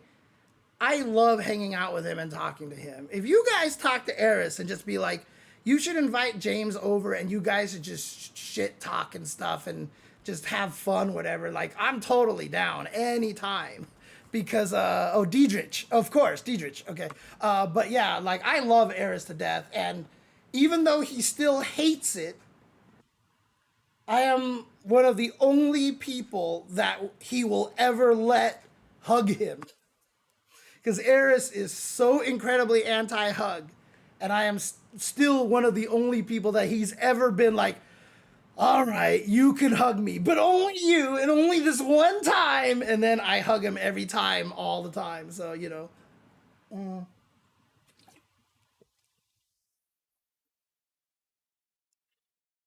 yeah. I mean, I saw a lot of people referring to that Azami. I don't know the context of that.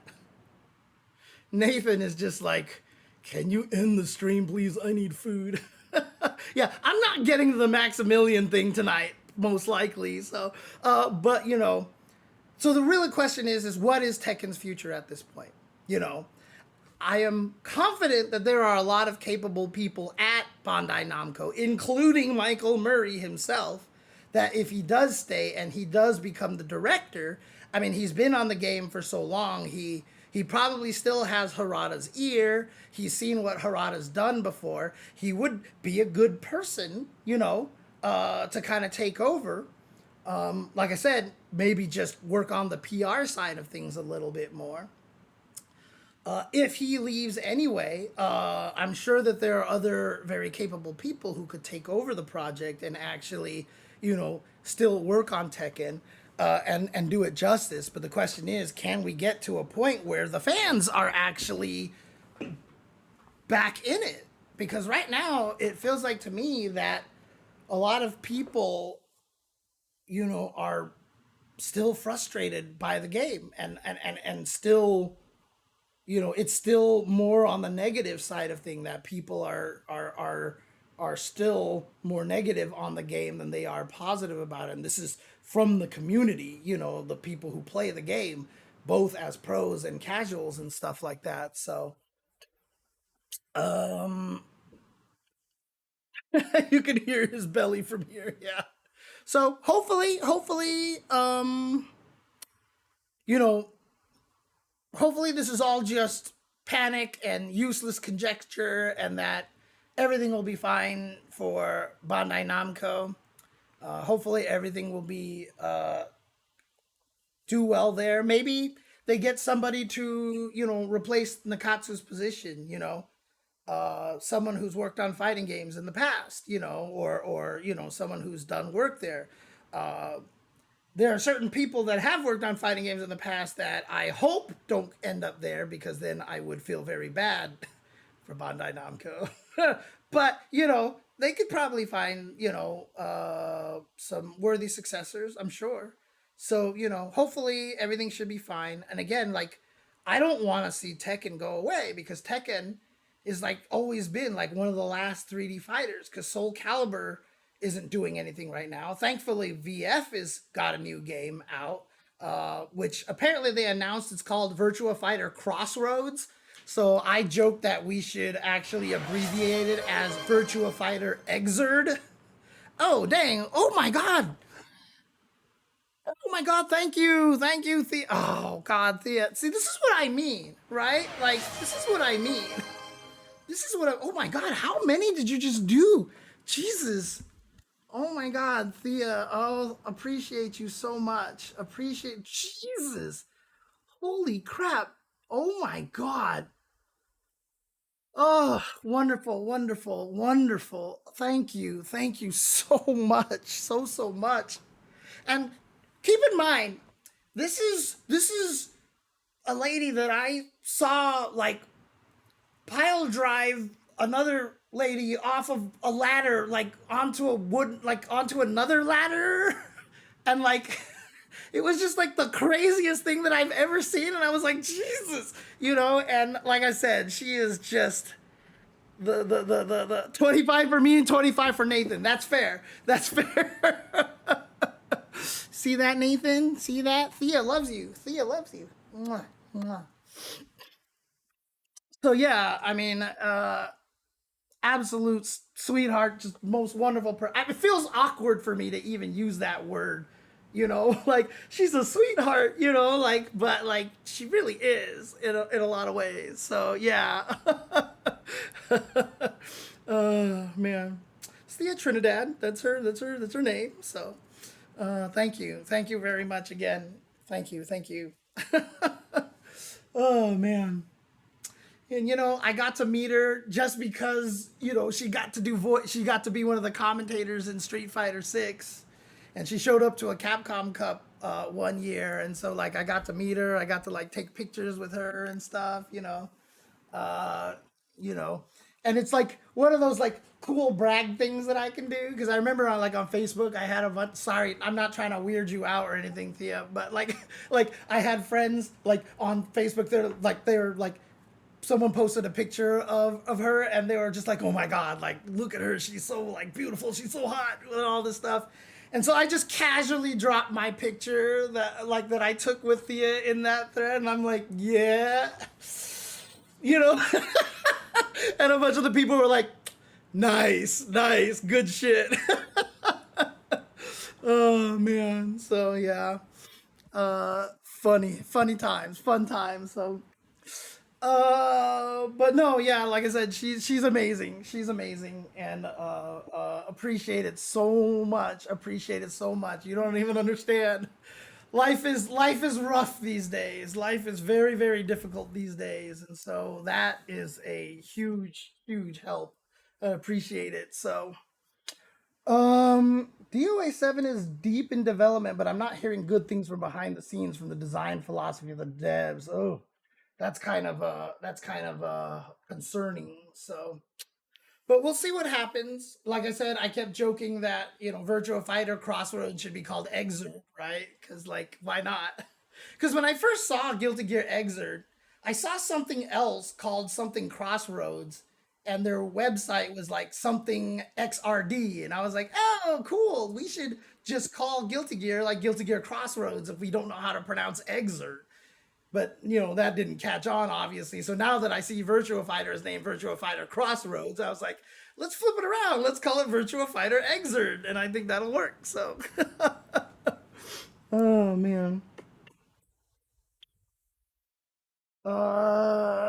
Well, I mean, did they say they're not putting rollback into DOA 7, right? Or wait, the last one was DOA 6. Yeah, so DOA 7 would be the new one. Yeah. So Um, right. You can't call it XXX. Yeah, I explained that to someone at some point in time. So, I mean, VF6 looks like it has the potential to do a lot of things. However, if you notice, like the latest, well, leaked footage, unfortunately, like it started looking a lot more Virtua Fightery for sure. So, but in any case, I we don't know what's going to happen with Tekken. We don't know what's going on behind the scenes, and who knows? Maybe we'll find out more soon enough.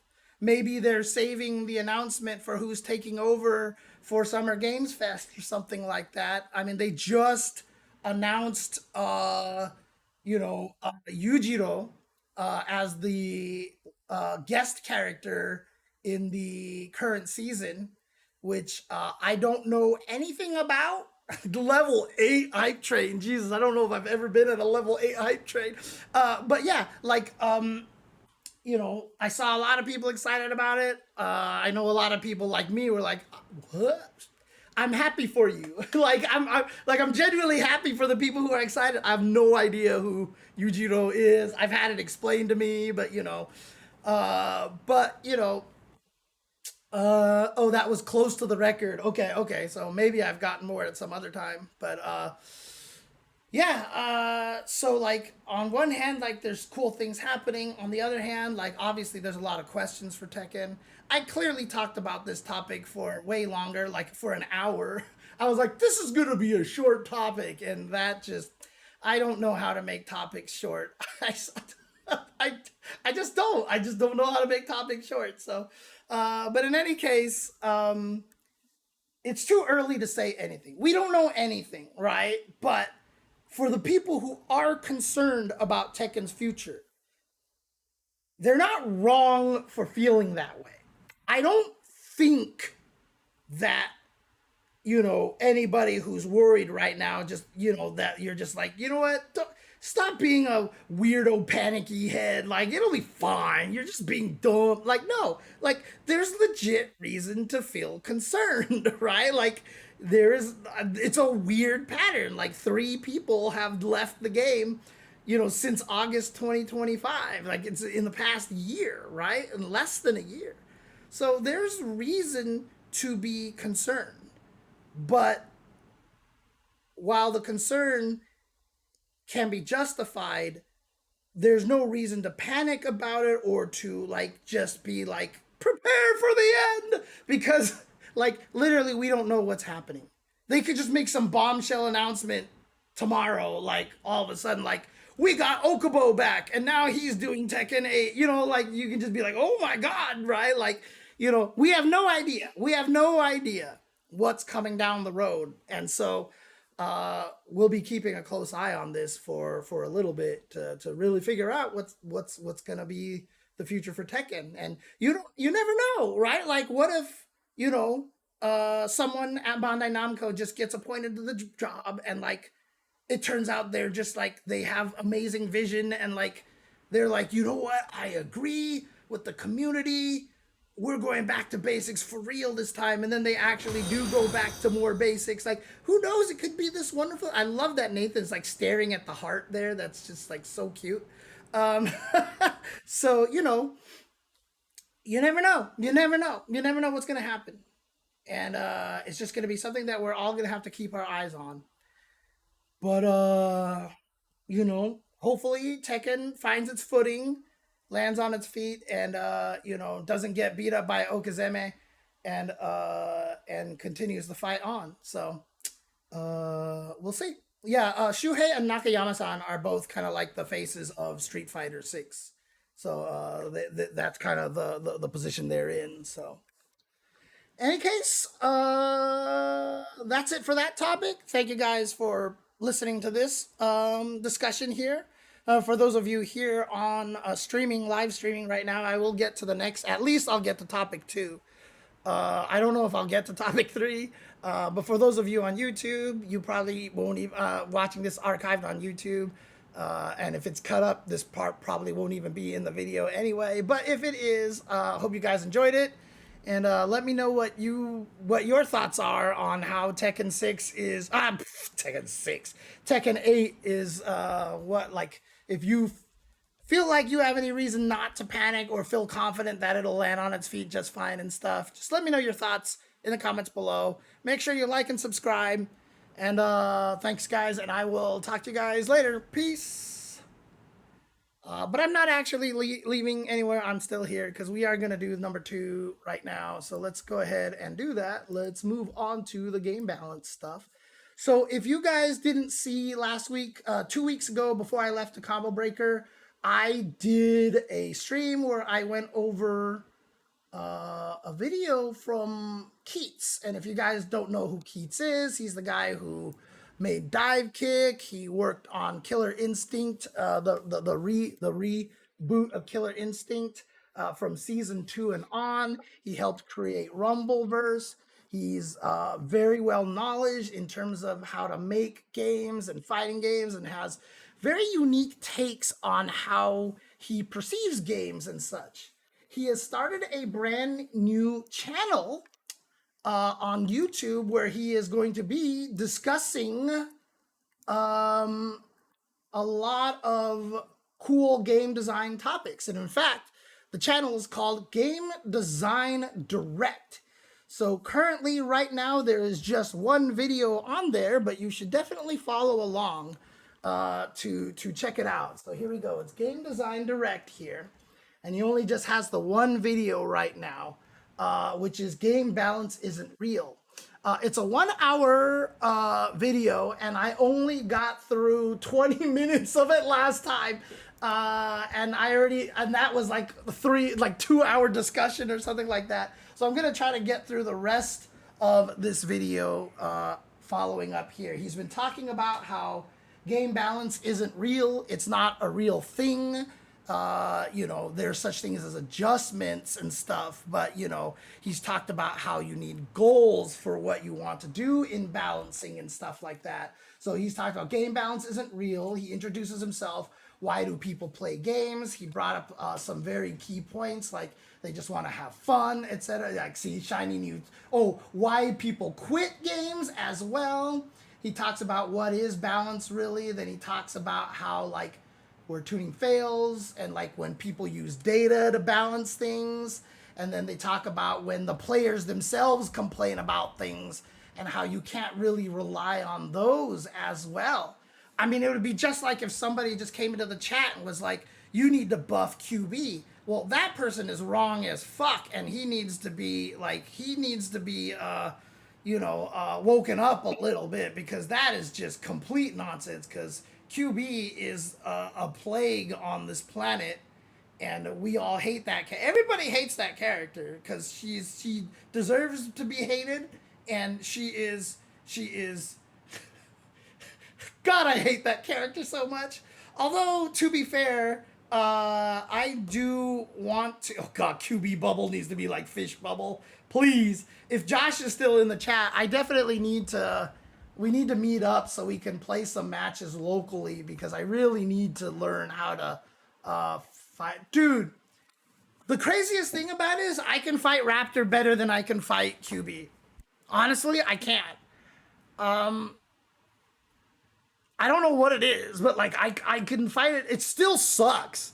It's still a terrible match, but it still doesn't feel as bad as QB. And to be fair, Kyokuji even told me that QB is Bishaman's worst matchup.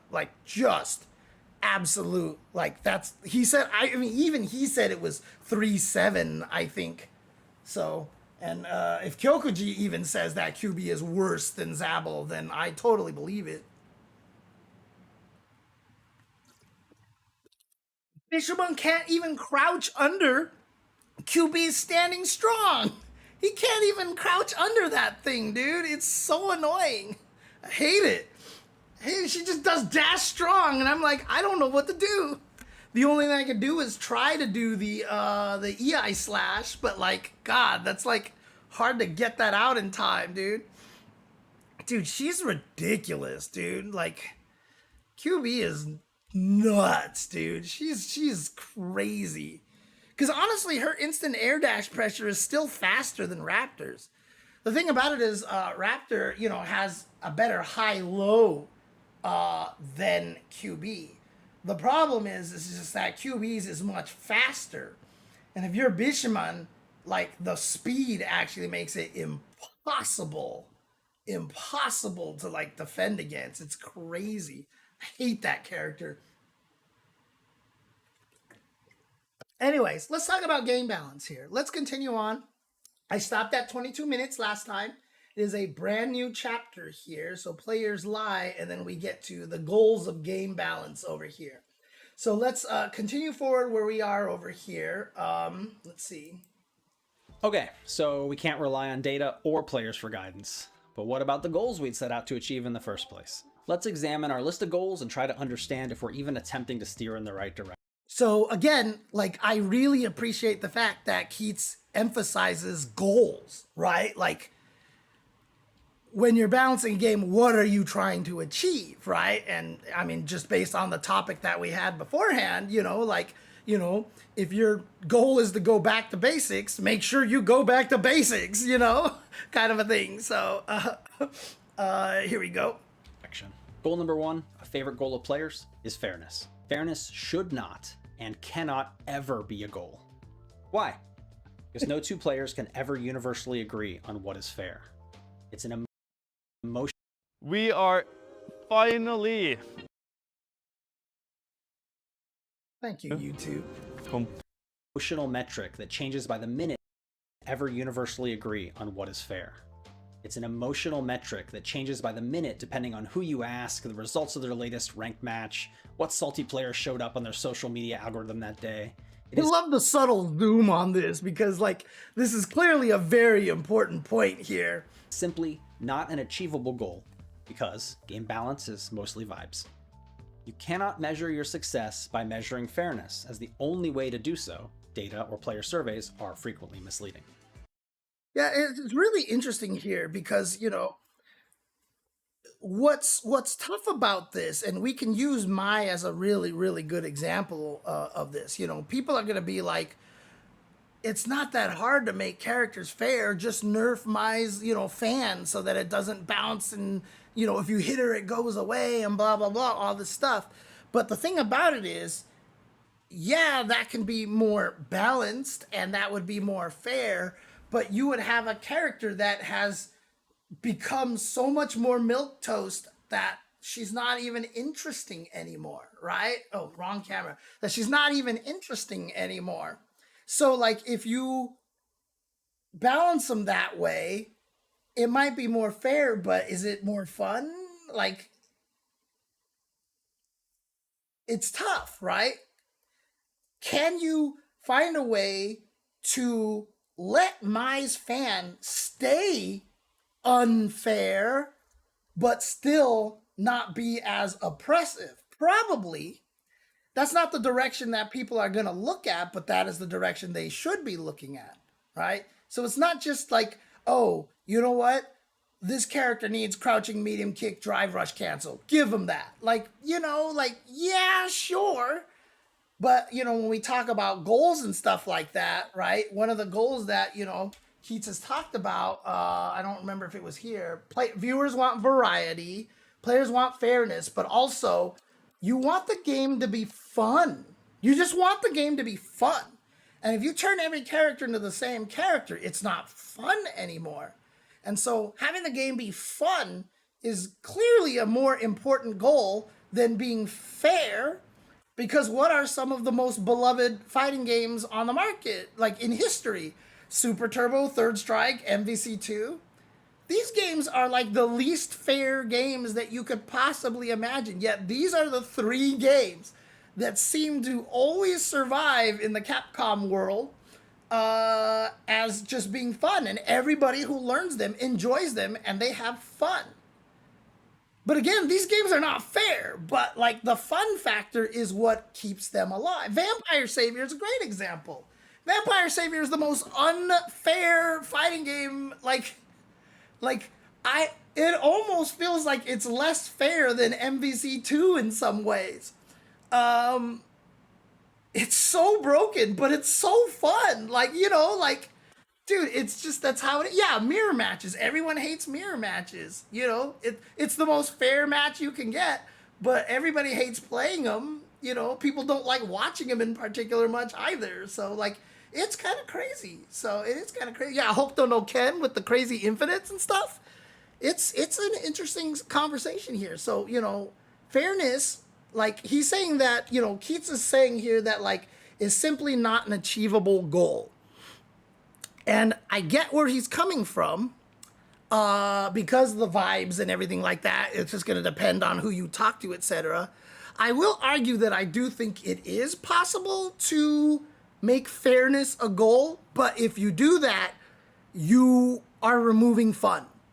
And that's the biggest problem. Like, it is very easy to make a fighting game fair if you just make everyone the same damn character with the same tools, with the same range on all of their buttons and stuff like that. Like, it's like you can make a fair fighting game, but it will come at a great, great expense if fairness is your main goal over variety and fun. Yeah, fun is absolutely a vague goal. It is absolutely a vague goal, but like, it's definitely one of those things that's weirdly tangible. Because, like I said, when new players pick up Third Strike and Super Turbo and Vampire Savior and MVC2, like, they're like, shit, this game is fun. You know, like, you just want, so the way to make a game fun is you just want to let people feel good about the things they do. It's just all it comes down to. You got to give them something that they can do that makes them feel cool about themselves. You know, some people like top tier and they like just being able to murder you with Sasquatch. Sure, that's fun for some people. I mean, some people think using the most brain dead character QB is fun, right? And they play QB. No, I'm just kidding. I'm going to stop shitting on QB here. No, I don't want to stop shitting on QB. F that character. Anyways, you know, you just want to be able to have people be able to do things that are considered cool and fun, which again is why you don't want to necessarily take away the cool execution shit, right? Like, people all sit there and like, oh, I'm gonna try this Ed Dream combo. And when they pull it off, they feel good about themselves, right? It's super hard to do. This combo was really, I've sat and tried to do it, and I like combos. And that combo is really freaking hard, okay? So like, you know, but again, giving people stuff that just makes them feel good. That's very important and is a key component to fun, right? And so, yeah, you have to give characters things that might be slightly broken, because then it, like, you get glee from landing it, right? Like I talked about Mortal Kombat uppercuts before, right? Such a simple thing, but you get the boom and like the big damage, and they make a big deal out of it. And it's sad for me to say this because someone said this to me a long time ago and I made fun of them. But they were like, Mortal Kombat 3 is better than Alpha 2. And I was like, why? It was like, you could punch people through the ceiling. And I was like, this is the dumbest thing I've ever heard. But you can punch people through the ceiling. Like, you can punch people through the ceiling, right? Like, I get it now. I get it. You know? Like, and that's the thing. Like, you need to allow people to feel good about themselves, powerful. And so, yeah, fun is absolutely a vague concept, but fun can be pseudo-defined by just letting people feel good about themselves. I talk to Olaf about this all the time. You have to let people feel themselves, right? Like, you just have to give them something with their character that they land and they're like, yeah, you know, like, that's what you see all the time when you see people play online. They're like, oh, you know what? Like, there was just a tweet recently. It was like, you could have killed him, but this is me. And it was like a Marisa just doing like 3 resets for no reason just to do it and to be a jerk, you know? Or people doing like in Third Strike doing, you know, overhead with Akuma, Kara canceled and the Raging Demon. Like, these things just feel good. Right? Like Alex DDT in Third Strike. What a useless damn move. But because it's a useless damn move, like when you land it on somebody, you get to talk about that shit for like weeks, maybe years. Like, you know, you whatever, dude, you got caught by my DDT. You know, like you could do this forever. And it's great. It's wonderful. Oh man. Okay, let's continue here. Because game balance is mostly vibes. Also, extend some buffs from pool. That wasn't the only time. You think you know maybe as the only way to do so, data or player. Okay, here we go. Not an achievable goal, because game balance is mostly vibes. You cannot measure your success by measuring fairness, as the only way to do so, data or player surveys, are frequently misleading. Remember, as a developer, you also don't know what you don't know.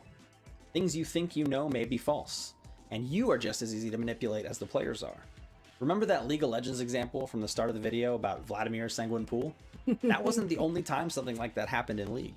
When the champion Riven was released, she was viewed by the community as weak. Riot devs apparently agreed and hotfixed in some buffs for the character. By the way, guys, how's the audio sounding for you? Is there any like weird clicky, staticky noises or anything like that? Just curious, because my audio setup has been a little bit messed up, and I need to figure out a way to fix it. Okay, cool. Okay. Oh, the new James Bond game is a perfect example of feeling cool, huh? Interesting. I might have to look into that because I'm a James Bond head. I'm literally named after him, so like I kind of had to be by default. So, anyways. Shortly after posting the hotfix notes on the forums, the character's play rate spiked and the feedback was very positive. Players reported how good the buffs felt and what a difference they made, but Yeah, so the video is a little choppy right there. Let me do something really quick, guys. Hang on. I'm going to disappear. Oh, the audio is good on YouTube, so the video is okay? Okay. So is Keits breaking up, or does it actually sound fine? Honestly, as the person who hits people with the most unneeded shit in NavF, there's a ton of you can't tell me shit built into a play like that. It's fun hitting people with stupid things, you know, honestly. But let me know if Keats's video sounds fine on your end. So, okay. the hotfix hadn't actually gone. Yeah, the hardest thing about okay, it is sound like it's breaking up. Okay, let me restart something. I'm gonna mute for a second. Hang on. Okay, this should fix it temporarily, and if it gets bad again, we'll fix it. Lilith's Puppet Show, you do know you can land it if you catch him with the ES command grab, right? However, Lilith's ES command grab is also almost impossible to land on somebody. But you can do ES command grab into the hat, and that is actually a combo. It does require 3 meters though, and again, it's really hard to hit anybody with Lilith's command throw, so good luck. Good luck. Hotfix notes on the forums, the character's play rate spiked and the feedback was very positive. Players reported how good the buffs felt and what a difference they made, but the hotfix hadn't actually gone live yet. The character was unchanged. Game balance is mostly vibes. The idea of fairness is so individual to each. That's so crazy that happens so many times, but I've fallen victim to it. Like, I talked about a Zangief buff that he got that, you know, canceling down forward medium punch with Zangief, you know, the Hell Stab into like his level 2 super is hard, right? And so I talked about how in one of the patches, they extended the cancel window of Hell Stab so it was easier to cancel into the level 2 so that, you know, it wouldn't be such a struggle and stuff. And, you know, I was messing with him in the training mode, and I was like, cool, yeah, okay, this feels much better. And then I talked about it, and someone on Twitter was like, that's never been a buff. And I'm like, what? No, I remember reading that. That was definitely a buff. And I looked through every patch note, and it was not there. And I was like, what the hell, dude? Like, where did I come up with that? And why does it feel easier now? Like, dude, it's just, it happens, dude. It's the craziest thing. It's the craziest thing. Oh, man. Oops. Each player that it can never be is mostly vibes. The idea of fairness is so individual to each player that it can never be an achievable or even measurable goal. Even when groupthink makes it seem like thousands of players have the same view on an issue, their overall feelings of fairness will differ greatly. Only way to tune your game into a state in which no player is complaining is to make them all quit. Wow. Wow. That is brutal. Holy crap. The only way to get people to stop complaining is to make them all quit. And Mage is right, too. People are still going to complain even if they're not playing it. You know, anytime they see it, they'll be like, this game. But that is, wow, that is a statement. That is definitely a statement of all time. Because of these reasons, I strongly recommend that we stop using the idea of fairness as a tuning goal. Hang on a second. How is the audio of the video, by the way? Can you guys hear Keits pretty well? Or do I need to turn them up a little bit? Let me know. Goal number 2. A favorite goal of viewers is variety. But variety is not the result of mathematical balance or fairness. It's the result of enabling diverse player expression. Yeah, player expression. Let me explain why. Again, player expression, kind of right along that idea of letting players feel themselves, right? That's basically what it is. So Each individual player has their own playstyle and their own view on what aspects of your game or characters are fun. This includes the type of risks different players want to take when trying to win. Some players want to play it as safe as possible and focus on reactions with a low-risk, low-reward strategy. Other players may want to gamble, taking big... it's funny because, I mean, I told the story last time that when I played Rumbleverse, you know, I told them that I played a very low-risk style where I just kind of ran away from conflicts and, like, you know, just tried to survive long enough to get to the end. And Keits was like, and I was like, it was weird because I never engaged and I just ran away. And Keits' response was, but at least you could run away, you know? And so I was like, thank you, because I've been saying that for years, you know, kind of a thing. So, you know, this is what he's talking about, right? You can play it how you want to. So, do you think a dev team would ever fake balance changes intentionally to try to test the state of balance of a game?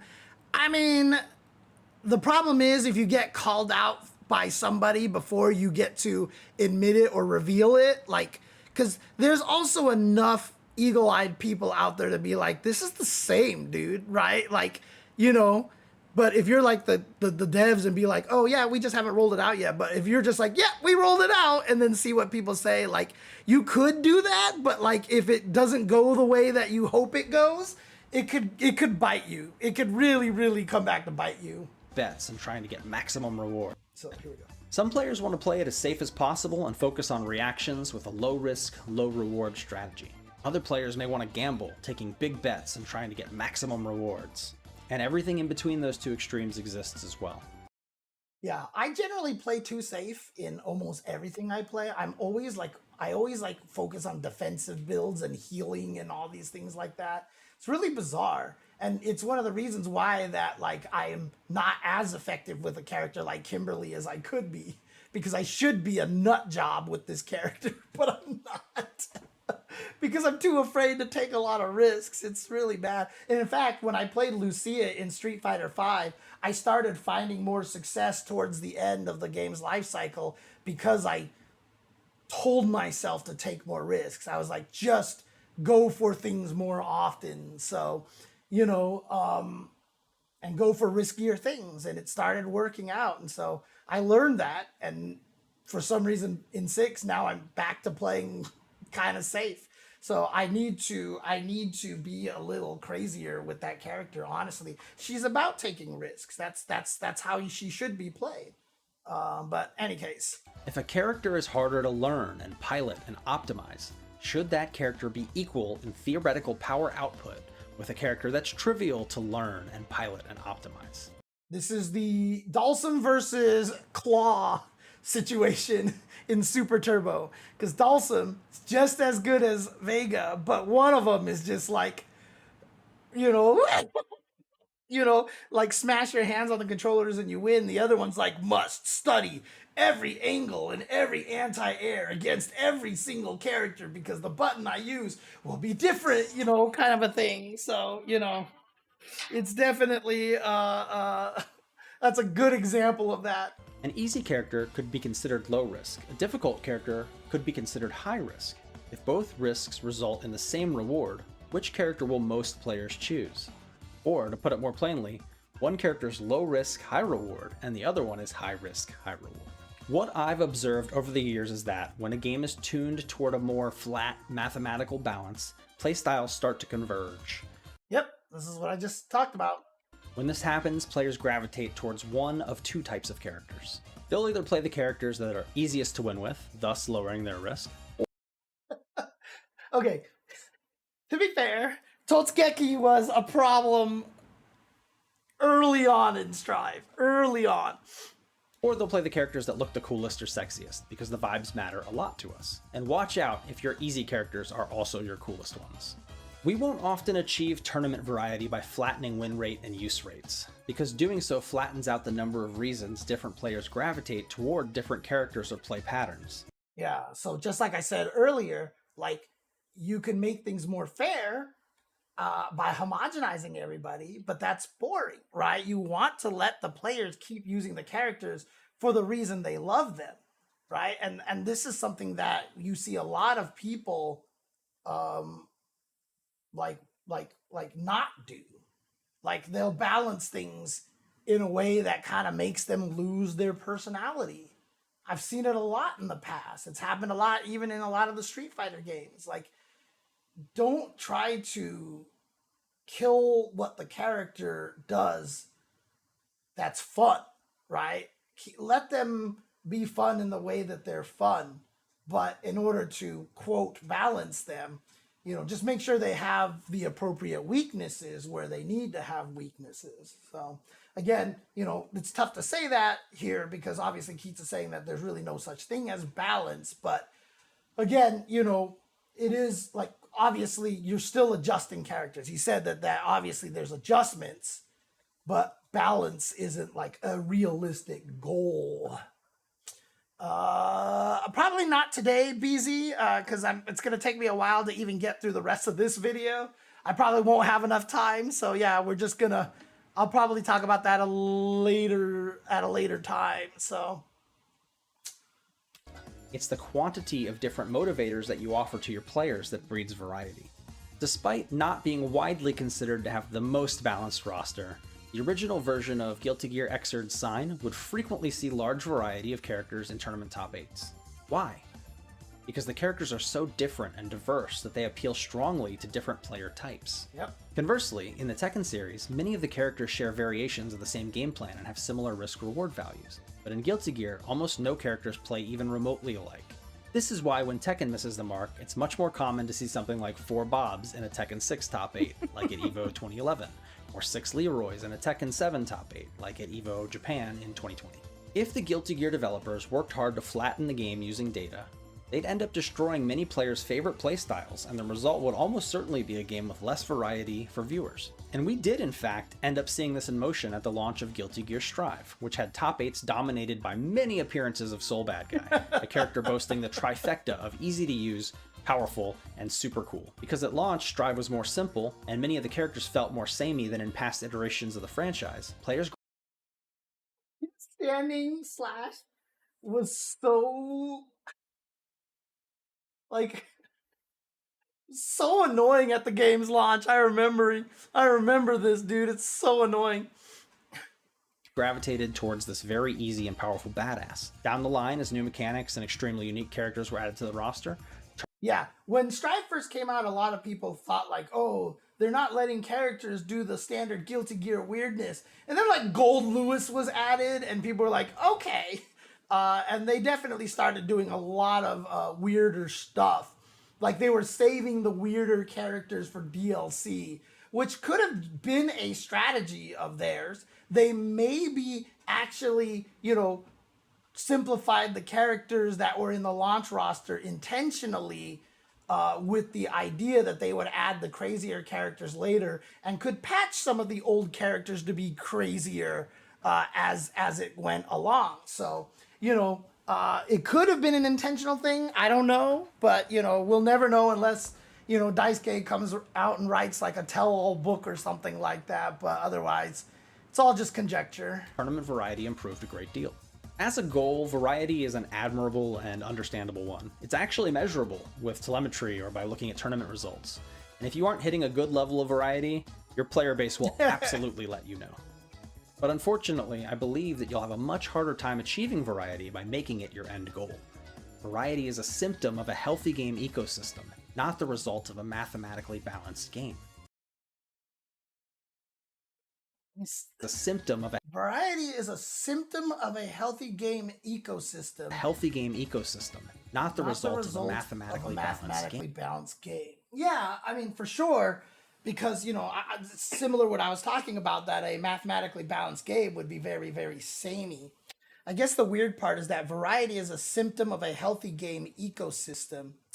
I mean, I guess, that's true because if you create variety, but one of the varieties is just so much more variety than the other varieties out there, aka Lord Raptor, something like that, clearly the game is going to get dominated by that character. But even then, in Vampire Savior, at EVO Japan, we saw 8 different characters in top 8, which was, admittedly, a lot of people were surprised and considered that rare. So, so that point, then Keits' point still stands, because when that happened at EVO Japan, people were surprised that there were so few Raptors and Sasquatches in the top 8, right? So, that was more of an anomaly that they got that variety than as opposed to the norm. Variety is a symptom of a healthy game ecosystem, not the result of a mathematically balanced game. Variety has another enemy, optimization of play patterns, which I'm going to talk more about later. And finally, the third goal that we skipped over at the beginning, the only real and true goal worth pursuing with game tuning efforts, player retention. Retention is all about making your existing players want to play more, or at a bare minimum, preventing them from quitting. Now, this is really interesting here that he talks about this, because developers want retention. You wanting retention from your players really delves into the marketing side of game development, right? This is a we want people to keep spending money on our game, etc., etc. And a lot of people are going to be mad, right? Because they're like, no, da-da. But again, you have to take this into account, because in the end, these companies are trying to make money. They're trying to make money. Okay, true. Combining 2 different points, just player-based variety versus top 8 variety. Yeah, that's true. That's true. Because for VSAV, while top 8 usually has a handful of repeat characters, the player base is pretty widespread in usage. That is true. That is very, very true. So, but again, I think that has a lot to do with, Keats was saying, the character, Darkstalkers definitely has a very Guilty Gear-y kind of feel, where the characters all just feel completely wildly different from each other. So players feel like they have a better time with player expression in that game, for sure. So, capitalism ruins everything. Not true. Late stage capitalism ruins everything, right? So, the way capitalism ruins things is that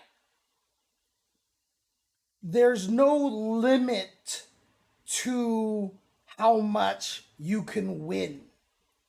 And winning is addictive in capitalism. When you start to make a lot of money, you kind of want to see how much money you can make. And you just start win-moring, right? If capitalism was more like that one CEO who was like, shit, I don't need this much money. I cut my salary and I raised all of my employees' salary a little bit higher. That works, right? That's more of the whole capitalism, socialism combination kind of thing, right? But pure capitalism, pure like late stage capitalism, when people just are like, they just want to win as much as possible because of this weird addiction to stature and status, and like, look, I bought this yacht because I can, fuck you, kind of a thing. Like, that's where it goes bad, where the CEOs are just using it to line their own pockets, or you're not worried about the people, and you're just trying to help the shareholders and stuff like that. There are good sides to capitalism, but capitalism unchecked is the problem, is kind of what it is. So, I mean, I don't think there's really much of a difference, JNV, but we won't go there. We will not go there right now. So, anyways, yeah, he who dies with the most toys wins. Exactly, right? Like, I was talking to people about someone that I know that like saved up a lot of money, and like they don't spend a lot of money, and then they're a little bit older and they feel kind of bad that they just have to give away that money now. Like, it's just like, wait, what, like, right? Like, what? So like, you wanted to save money, and you want to just like have it when you die. Like, that doesn't make any sense to me, but that's a whole nother story here. Anyways, yeah. Fairness is a cute idea. Variety is nice to have if you can get it, but if players aren't playing, there isn't any point to anything you might change in your game. We tune the game and engage with players so that they'll continue playing. That is the goal.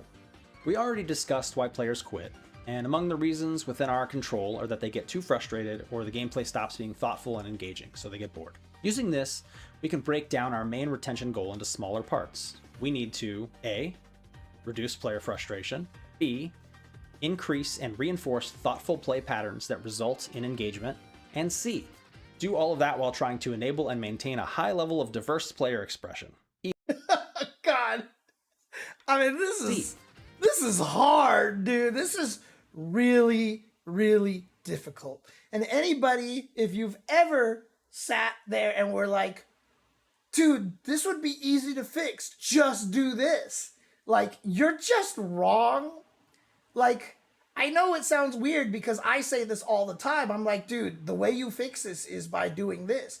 But whenever I offer a change to a game, I'm always like, so the reason why I would change it this way is because, like, for example, my drive rush decision to change, like, ways to change drive rush. I don't want to remove anything drive rush can do on the offense. I wouldn't change drive rush cancels. I wouldn't change raw drive rush. I would just change the reward you get for checking a raw drive rush, right? Make it so that if I hit you out of a raw drive rush, I get as much reward as you get if you hit me. Because all I'm trying to do is just make it so that it's scarier to use, and you get more reward if you actually hit them.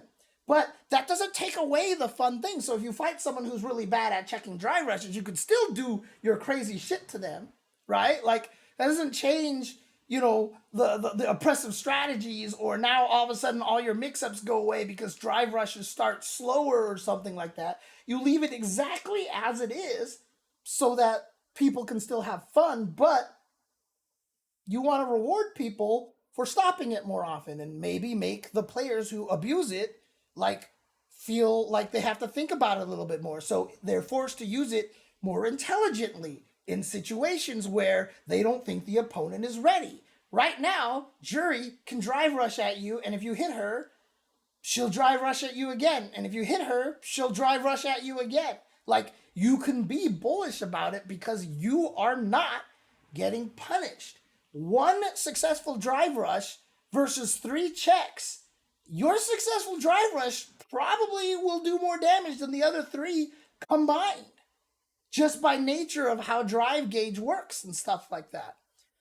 So, you just want to make it so that you're forcing people to be more thoughtful with it, but you don't want to take away the fun of it, right? So, like, whenever I come up with changes for character specifics, I'm always like, well, you want to change this, but you don't want to take away what makes them fun. So, like with like I said, I don't want to. So, what Mai's have fun with are the oppressive fan offense. That's fun for them. My players are not being like, yo, Mai is so fun because her defense is so good. I can totally zone and turtle with this character. Like, that's not what they have fun with. And so you nerf that because that's supposed to be her weakness. That should be her weakness. So like I said, if I ever changed Mai, I would nerf her ability to play defensive and zone, but I would leave her fans exactly as the way they are because that makes her fun. But if she has trouble keeping you out once you get in on her, or, she's just always scared of being burned out because her offense costs a lot of meter, you let her be fun, but at the same time, you allow people to take advantage of a different area a little bit better. So again, that's kind of what, Keits is talking about here, and why, like, there's no way to say this without sounding like just the biggest self-absorbed jerk ever. That's why my balance ideas are good. A lot of people's balance ideas are bad, but mine are good. And especially because a lot of the times when I talk about balancing and the changes that I want to make, oftentimes when I talk about the balance, I'm like for example, how to beat throw loops. I would be like, I would add a mechanic that makes it that it's designed specifically to beat throws that only work in the corner. I don't know what that mechanic is. I have like 100 ideas on what you can do. It doesn't matter what the details are. You want to have something that beats throws specifically, and then you try all the different things, and you find out, oh God, this is too broken. Oh God, now no one will ever throw. And so you try a different solution, blah, blah, blah, blah. Not necessarily worried as much about the details. For characters like Mai and stuff, I can give specific details because we know so much. But in the case of like, hey, how do we make throw loops less strong?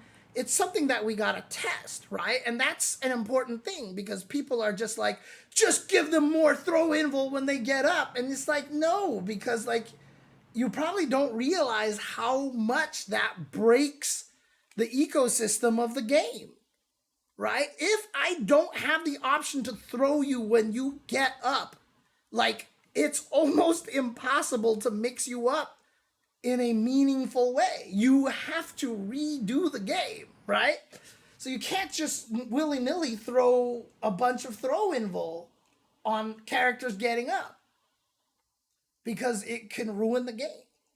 And so, like, you have to be mindful of these things. I'm just, you know what? Look, the point that I'm trying to make right now is I'm really good at game balancing. I'm smart. People should listen to me, okay? But what Keits is describing here is hard. But you know what? Motherfucker, I could do it. I'm good at this shit. Let me at it. Let me at it, okay? That's all I'm saying. All right, let's keep going. Do all of that while trying to enable and maintain a high level of diverse player expression. Easy, right? I just cannot understand this argument. They could easily make it so throw loops are only possible if they wake up with parry. No, because I don't even believe the parry thing is a real complaint. The thing about it is, Goichi in Dragon Ball FighterZ made the devs this is such a funny face to freeze on, by the way. Goichi like literally made all the devs go like, God, like our super dashes and stuff like not fast enough, because Goichi was able to defend everything. I mean, that famous clip of the comeback that he had against Leffen, right? Like, he just had the one character and Leffen could not open him up. He could react to everything. And the devs were just like, shit, do we have to like make things stronger, or like, is this a problem? And that's what happens with not being able to throw someone the instant they get up. If I can get up in Street Fighter 6 and not have to worry about being thrown for a few frames, like it's like your options now. So this happened in Street Fighter 4. You had to frame trap everybody. And you couldn't manually auto time it a lot of the times. You had to do like low jab, walk up, wait, and then punch them and hit them in the 2-frame window of their 3-frame jab to actually beat their crouch tech, you know? Like, that was, or 4-frame crouching short, or whatever. Like, that was the only way you could actually open a lot of people up, and it was, like, not good. But, fortunately, the game had invul DPs and all sorts of other crazy, wacky shit that made that okay. But if you had in Street Fighter 6 now, where, like, I don't have to sweat being thrown on wake up, like, the danger of the game diminishes drastically. And it'll be really hard to open some people up unless you increase or add chip damage, increase drive gauge drain, etc., etc. By removing the ability to throw someone right when they get up, defense is too strong and too safe. And I think people don't realize that. Like, if you actually made it so that you couldn't throw somebody right away when they got up, like, especially because, you know, you like, with the auto timing, you know, stuff that you can do in this game, it would be really, like, why would anybody wake up with a button to get hit? Right? So the game right now is attack, throw, shimmy. And if they, you know, like, if I walk up to you and do a meaty, right? Like, as a player, why would I ever try to wake up with a button?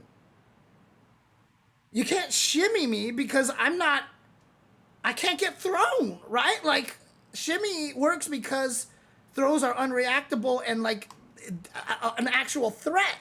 So they delay tech, right? And so if you take that away, I don't have a reason to wake up with a button because you can't throw me.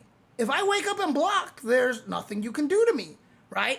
Now, you're going to ask, like, well, so why does it work in Super Turbo? Well, in Super Turbo, it works because the chip damage in that game is crazy, and the throw ranges in that game are wild, and throws are 1 frame, right? So, like, I can do, like, low strong, be super plus, walk up and throw you, right? Like, I substitute the threat with just walk up and throw you, and remember, in Street Fighter 6, there's actually not that many plus frame moves. And most plus frame normals don't leave you in throw range in Street Fighter 6 like they did in Street Fighter 5, right? They push you a little bit away. You could drive rush in and do that, but then now if I see the green and they drive rush at me, like, you know, like, the fear factor is just gone. And so defense will become really strong. It'll be really hard to open people up if you do not let people be thrown as soon as they get up. So again, that's not the solution to throw loops. The problem of throw loops has never been that I can throw you back to back to back to back, because I can do that in, like, so many Street Fighters. Like in Alpha, I can throw you, like, as soon as you get up, right? Like in Street Fighter 4 and Street Fighter 5, I can throw you as soon as you got up, right? Like, you could do that in those games. But the thing about it is there's not enough risk to the throw. If I'm going to try to throw you and you tech it, that's no skin off my back, right? Are you going to wake up ODDP? Okay, let's say you do. Well, you spent 2 gauges, and that's the end of your combo, so it's not, like, terrible. Plus, I want you to ODDP, because if I block your ODDP, you get absolutely obliterated, right? So, like, seeing the opponent ODDP you is not a bad thing, because you're not going to get hurt that much. And that's the problem with throw loops, because, like I've always said, like, if I add a mechanic to Street Fighter 6 right now, you wake up, you hold up, and you press the 2 medium buttons. So, like, it's a wake up drive reversal, but I hold up. And all that move does is, if it gets thrown, the opponent dies. They get KO'd. Like they throw it, pow, KO, round over, right? No one will throw loop ever again.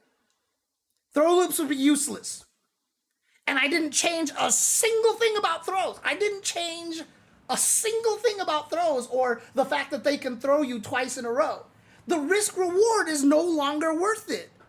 Because if I throw you and I go for another throw, if you guess right one time, I lose. Why would I ever try to go for that? Like, it would be like one of those crazy mind games like, JP, are you gonna amnesia? You know, so you try to go for the throw loop sometimes, but like on a whole level, the amount of people going for throw loops would plummet instantly. And it has nothing to do with nerfing how throws work. It's just about fixing the risk reward. If I knock down Zangief and the only thing he has is a level 1, if I go to meaty Zangief and Zangief lost his jump cancel SPD, don't forget, if I decide to go and throw Zangief on his wake up and I tell the opponent, I am gonna throw you now, I am not lying. Like, I took a spell that prevents me from lying and I'm like, I'm gonna throw you now. There is no way Zangief can damage you. There is literally zero possibility that Zangief can hurt you, even though I told him exactly what I'm going to do. There's literally not a single thing that you can do, possibly in the game, if he only has a level 1 super built up, that he can actually damage me. Because his backdash is too slow to punish me for going for the throw. And none of his level 1 super's not going to do anything. He has no wake up OD move that can stop the throw. There is literally no way for Zangief to take that knowledge and to do damage to me. The risk and reward is so skewed in that situation. That's why throw loops are strong. Also because if you guess wrong and get shimmied or DP, like, and I hit you, I will, if I have a level 3, which is why I keep saying level 3s are the actual problem, I will drain 6,000 to 6,500 of your life. You can take 5 throws and lose less life than that. 5 throws is 6,000 damage. I shimmy you or you DP and I block it, I drain more than that. So it's more worth it to hope that the opponent is scared you're gonna wake up with an ODDP and just eat 5 throws in a row. Because you're hoping the opponent gets scared and doesn't want to meaty throw you. Because if you, every time you take a throw, it's 1,200 damage. Okay, I can take 4 more throws, another 1,200 damage.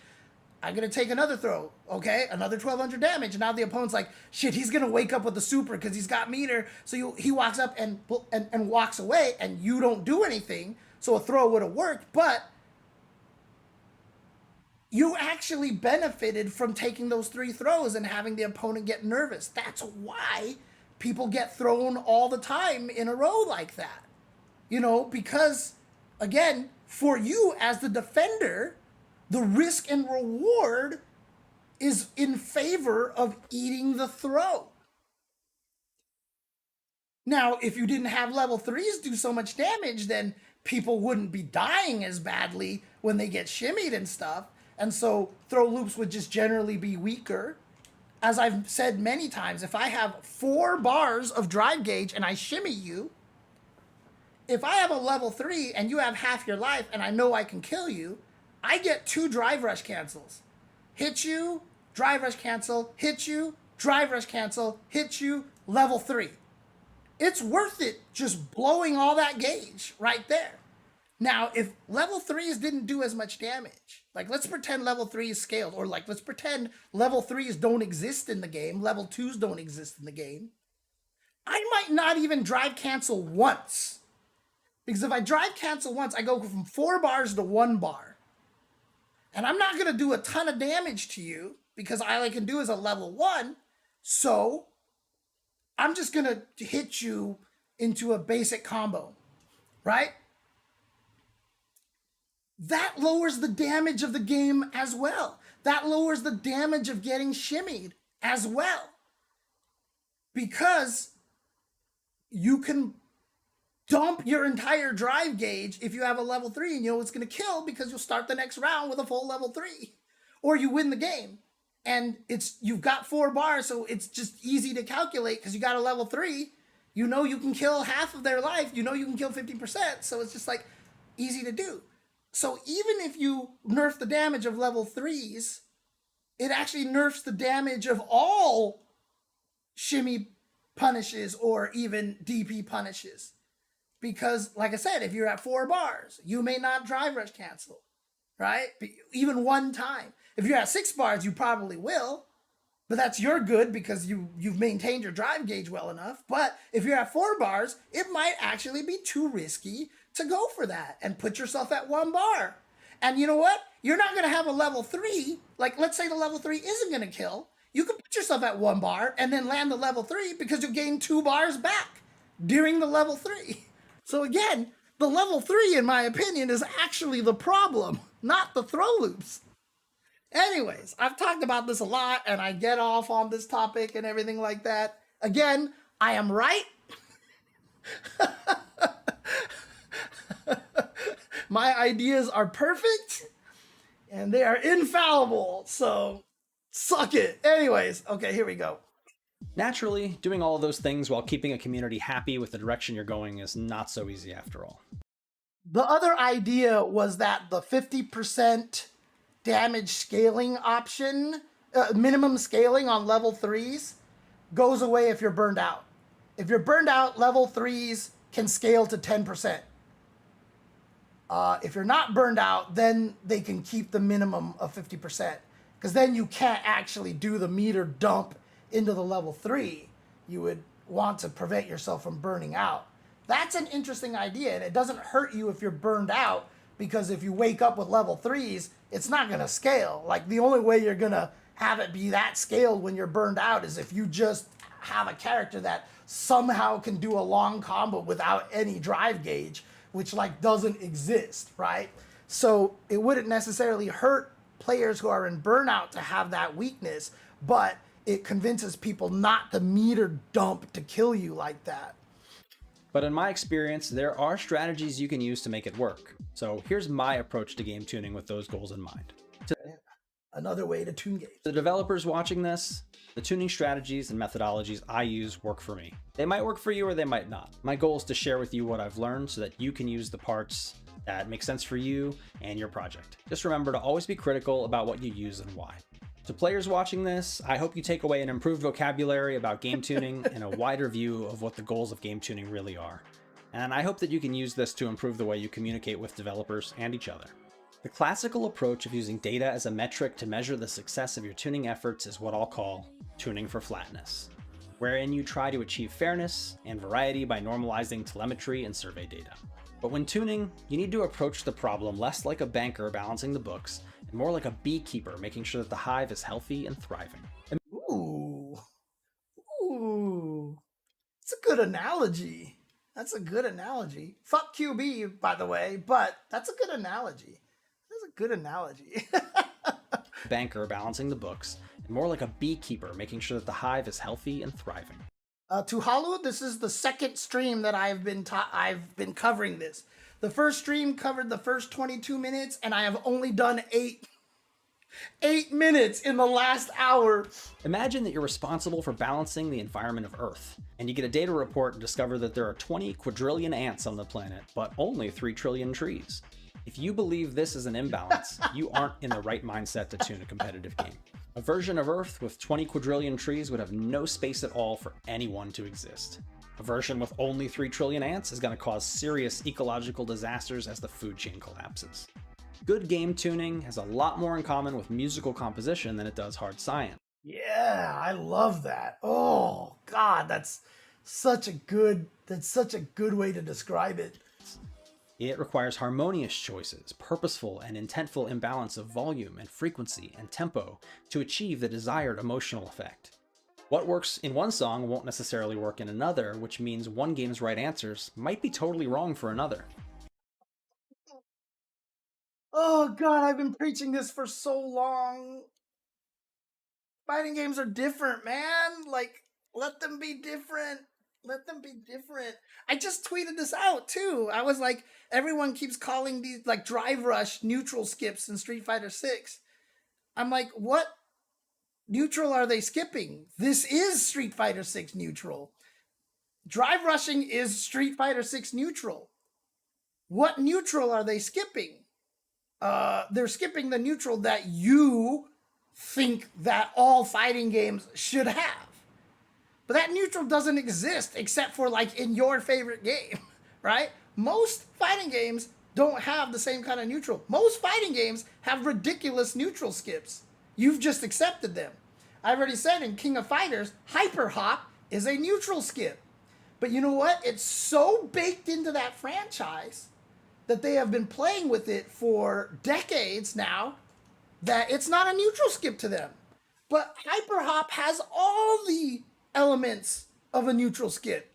Unreactable, super fast. If I get in on you with like a jump CD and you block it, I'm plus. Like, how is that not a neutral skip? But you know what?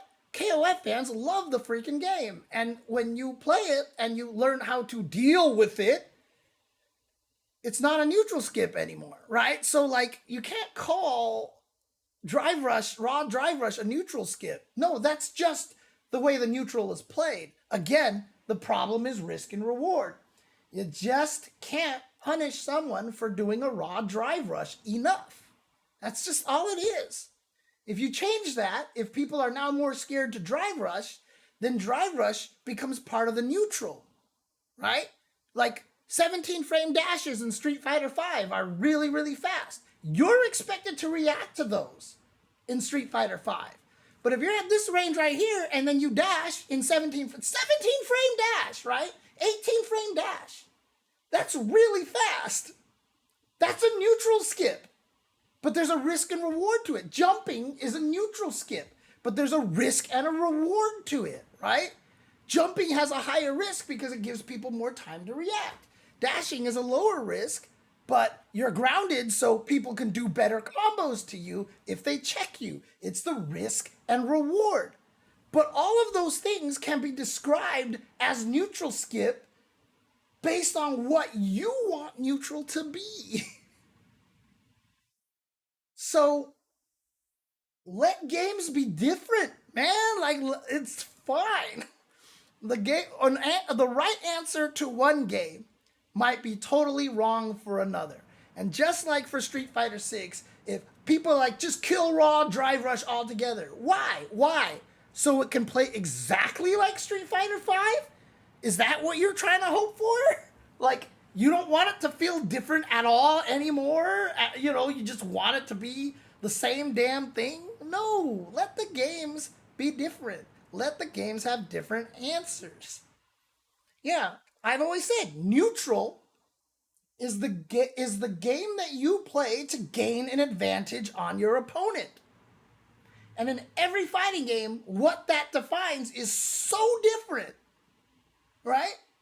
Because, like, what do you do? Like, okay, oh, neutral is how I played neutral in Street Fighter V. That's not how you play neutral in Street Fighter 2 in Super Turbo. That is a completely different thing. That's not how you play neutral in Third Strike. Because in Third Strike, I can jump at you a lot. I can jump at you a lot, right? And, you know, people learning 5 and 6, you know, one of the things you first teach them is like, don't jump, never jump, never jump. Street Fighter Third Strike, people are jumping all over the place because they can parry. And there's no commitment to the parry, right? So why not? Dude, the neutral, there is no such thing as a neutral skip. Because in the game that you're playing, if people are doing it in neutral, that's the game's neutral.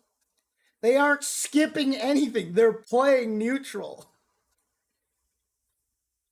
All aspects of your game need to harmonize and come together to be stronger than the sum of all of its parts. I call this tuning for harmony. When tuning a game, you're the conductor.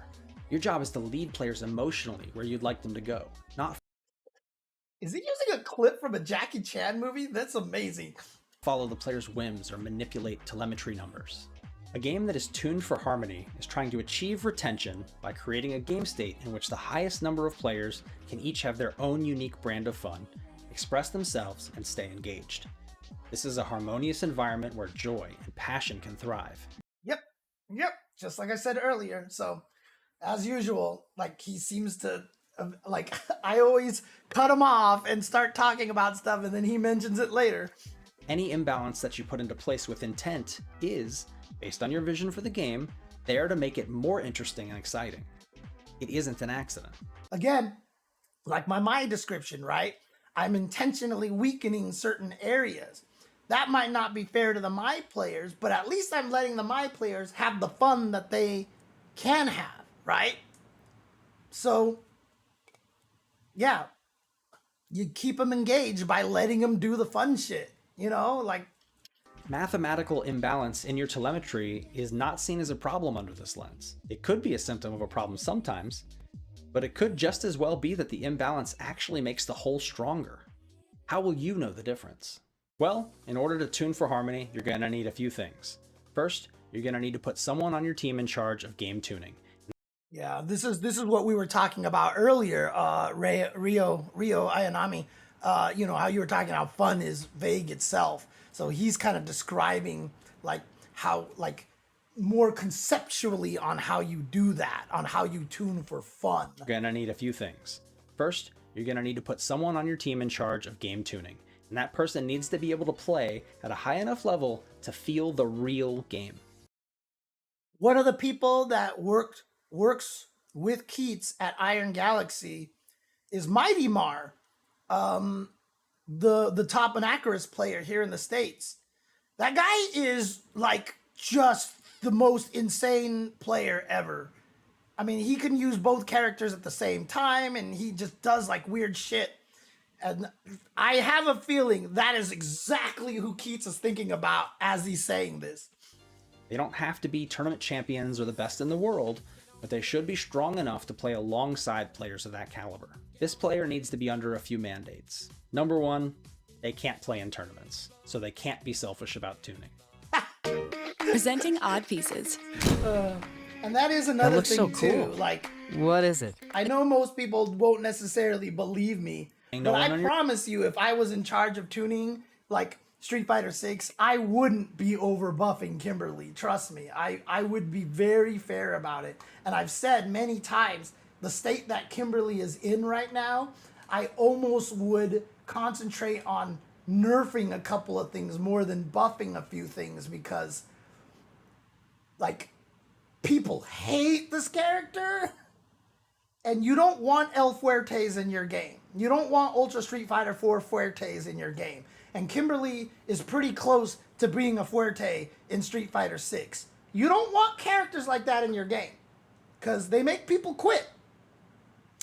So yeah, like I would actually probably nerf Kimberly a tiny bit more than I would actually buff her.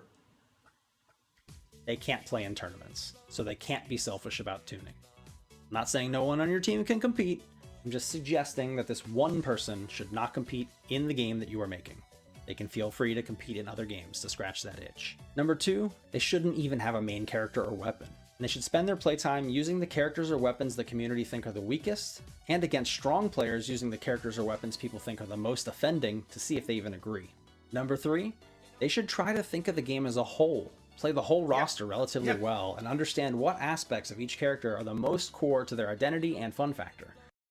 So a lot of times when I hear what they do with 2XKO, like, oh, this character was designed by Marlon Pie, this character was kind of designed, I have no basis of this, and they probably do this, but like sometimes I get worried that they kind of design these characters like in vacuums, right? Like it's hard for me, because I know if I was designing a fighting game, like even if I had different people tuning the characters, I would have to watch over them like a hawk to make sure that the characters that they create still abide by the feel that I want out of the game, right? And so yeah, so this is kind of important here when he's saying like this person should be able to play and look at the big picture and understand the whole roster and how they affect the game environment. Because you could have 12 out of 13 characters play exactly how you want, but if the 13th character plays a different game and is like clearly the strongest character, he changes the way the game feels, regardless of the other 12 characters play the way that you want the game to feel. It's still just a big risk because, I mean, if you have that one character that someone designs because they want to go nuts with the characters, like, it's fortunate that Marvel is crazy because the guy who tuned Virgil and Dante was just like the biggest Devil May Cry fan, and that's why they came out as crazy as they did. You remember Vanilla Marvel 3, like, Dante was even crazier and was even harder execution wise. And then Virgil came out and he's like busted beyond belief. Like Maximilian said a long time ago, Virgil is Strider. He does everything that he was hoping Strider would do. They were so scared about Strider, but dude who loves Devil May Cry made Virgil really strong and made him Strider.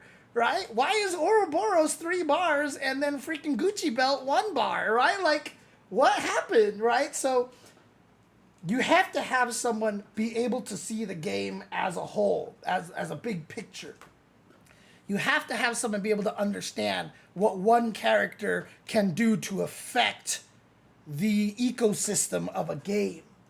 One character is all it takes to ruin an ecosystem or to turn the game into something else that you did not intend it to be. And so if you have a tester like this, like Keits is saying, it is good to have somebody who can understand that and see everything as a whole, and to also understand your vision so that he can recognize when a character is breaking your vision. I don't know what WSG stands for, the reels dash.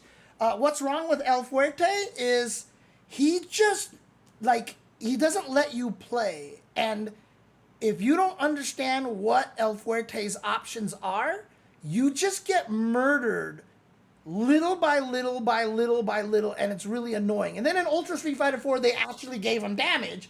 So, like, now you get murdered fast, and he's still impossible to defend against. He just has way too many. Oh, what's good? Got it. All right. Sorry, I ain't up to speed with them young men slaying. Anyways, but, you know, El Fuerte is just like, you're holding down back, and then you just get hit, you stand up and block, and then he throws you, and then he runs and stops, and he throws you, and then he does all this stuff, he runs backwards, you whiff, and then he quesadilla bombs you, and does, like, just so much damage, and, like, you're like, what happened to my life? Why did they buff quesadilla bomb? Why did they buff quesadilla bomb that much? He's just irritating to fight. Go look up a match with Pepeday, Pepeday. Go just look up a match with him versus, like, normal guy. And, like, you just watch it and you're just like, I never want to play this. Like, I never want to fight this character in my life, you know? So, Kimberly is dangerously on that precipice. I don't think she's even remotely as bad as Fuerte, but I get that she makes people not have fun because she is a heavy knowledge check character. And, you know, the run mix-up is really annoying, and she has a lot of good mix-ups in the corner when she corners you. So I get it. And so even though I don't think she's even closely, remotely as bad as El Fuerte was in Ultra Street Fighter 4, I would try to weaken some aspects of her that make it a little bit easier to defend against her or to get less reward. Because right now, like, double bomb throw into the double bomb, she can just blow, like, the damage output that she gets out of that is probably a little too high. It's probably a little too high. So yeah. Okay, anyways. well and understand what aspects of each character are the most core to their identity and fun factor. A player who, say, only uses grapplers or only uses shotguns and can't get out of their comfort zone is going to struggle in this role. Yep. Number 4, they should try to understand the feelings of players at various skill levels and keep each bracket of players in mind when tuning. Yep. I have heard people say, like, this is what you should do. Like, when back in season 1 of Street Fighter 6, when Zangief sucked, people are like, Zangief should get this. And I was like, look at him. He has the highest win record in Rookie and Bronze and, like, all the beginning difficulty levels. Like, you buff this? Like, the suggestions they gave to buff Zangief were, like, so just, like, direct. Like, yeah, like, this should just murder you, you know, kind of things. And I'm like, dude, like, Zangief is another character that makes people quit, right? And so, like, you have to be careful what you buff with a character like Zangief. If you buff things for Zangief, you have to buff the things that, you know, are more advanced, right? That aren't, like, easy stuff to do. So yeah, you have to keep in mind all skill levels when you balance a character, because this happens to grapplers all the time. At beginner's level, they kill you, and at the highest levels, they're like low tier. I'm not saying Zangief's low tier, obviously, given the results of the past few tournaments, but, you know, you have to be careful if you're balancing at the highest level what it does to the lowest level. You can't balance them in a vacuum. You just can't do it. Like people that make you quit, Popo? Yeah, I was talking about Kimberly and El Fuerte. Do you ever see the dev team making Zangief's Thunderstorm viable in competition? I don't think there's a reason to. In fact, I feel like I want more Tundra Storm-like moves. Like how Mike Lee said earlier in Third Strike, how Alex has that DDT, right? Like, it's okay to give people, like, kind of useless moves, but when they land it, like, people get hype, right? Like, if Zangief lands a Thunderstorm, like, in a top 16 match, like, the commentators are gonna be like, ah! You know, man? Like, or if you're playing casual with your friends and your friend lands a Thunderstorm on you, they get hype, like, because it's bad, because it's hard, right? So sometimes you don't always have to fix certain moves like that. And if the character needs it, absolutely fix it. But if it's like the character doesn't necessarily need it and it's just like this weird niche thing, I think it's fine. You don't tune to give weaker players a chance against more experienced players, but you do need to tune against inexperienced players' unique frustrations if you want to retain them. This can be a challenging set of asks for a member of your team, but I believe it's crucial. This person is your lantern in a dark cave. Without them, you'll be lost, and you'll spend most of your time guessing your way back to the light. If you don't have this person on your team, you're going to have to find them externally and hire them. Next, listen to your players. Seriously. Players lie, but you still need to hear them. Players are often right about the symptoms, even if they don't understand the best ways to fix the problems. If you can, find a few players who love your game and have a better big picture sense than most, and talk to them a lot. These players are your canary in the coal mine. Don't take what they say at face value, always think critically, but a discussion with these key people can lead you to the right choices much more quickly and accurately, or keep you from making major mistakes. Yep, I mean, that's essentially what he's been saying, Dan FNP, you know, when he says players lie. And it's not even just like they do it on purpose. Like, they're just biased. Their decisions are going to be affected by that kind of thing, that, you know, because they want to benefit from the changes, right? So they're always going to tell you things that shouldn't be there, you know. Early on for Kimberly, you know, I was always like, give her ODDP back. But nowadays, like, I don't think she should get one. Like, I think she should get blown up in the corner a little bit, but I still would like something. Give me a wall jump at least. Like, you can chase down a wall jump and punish her for that, but just give me something to get out of the damn corner, please. On KI, of the hundreds of players I spoke to, I trusted exactly 2 to give me the kind of feedback that helped me validate or make tuning decisions, and maybe 10 more to give me thoughts that were helpful.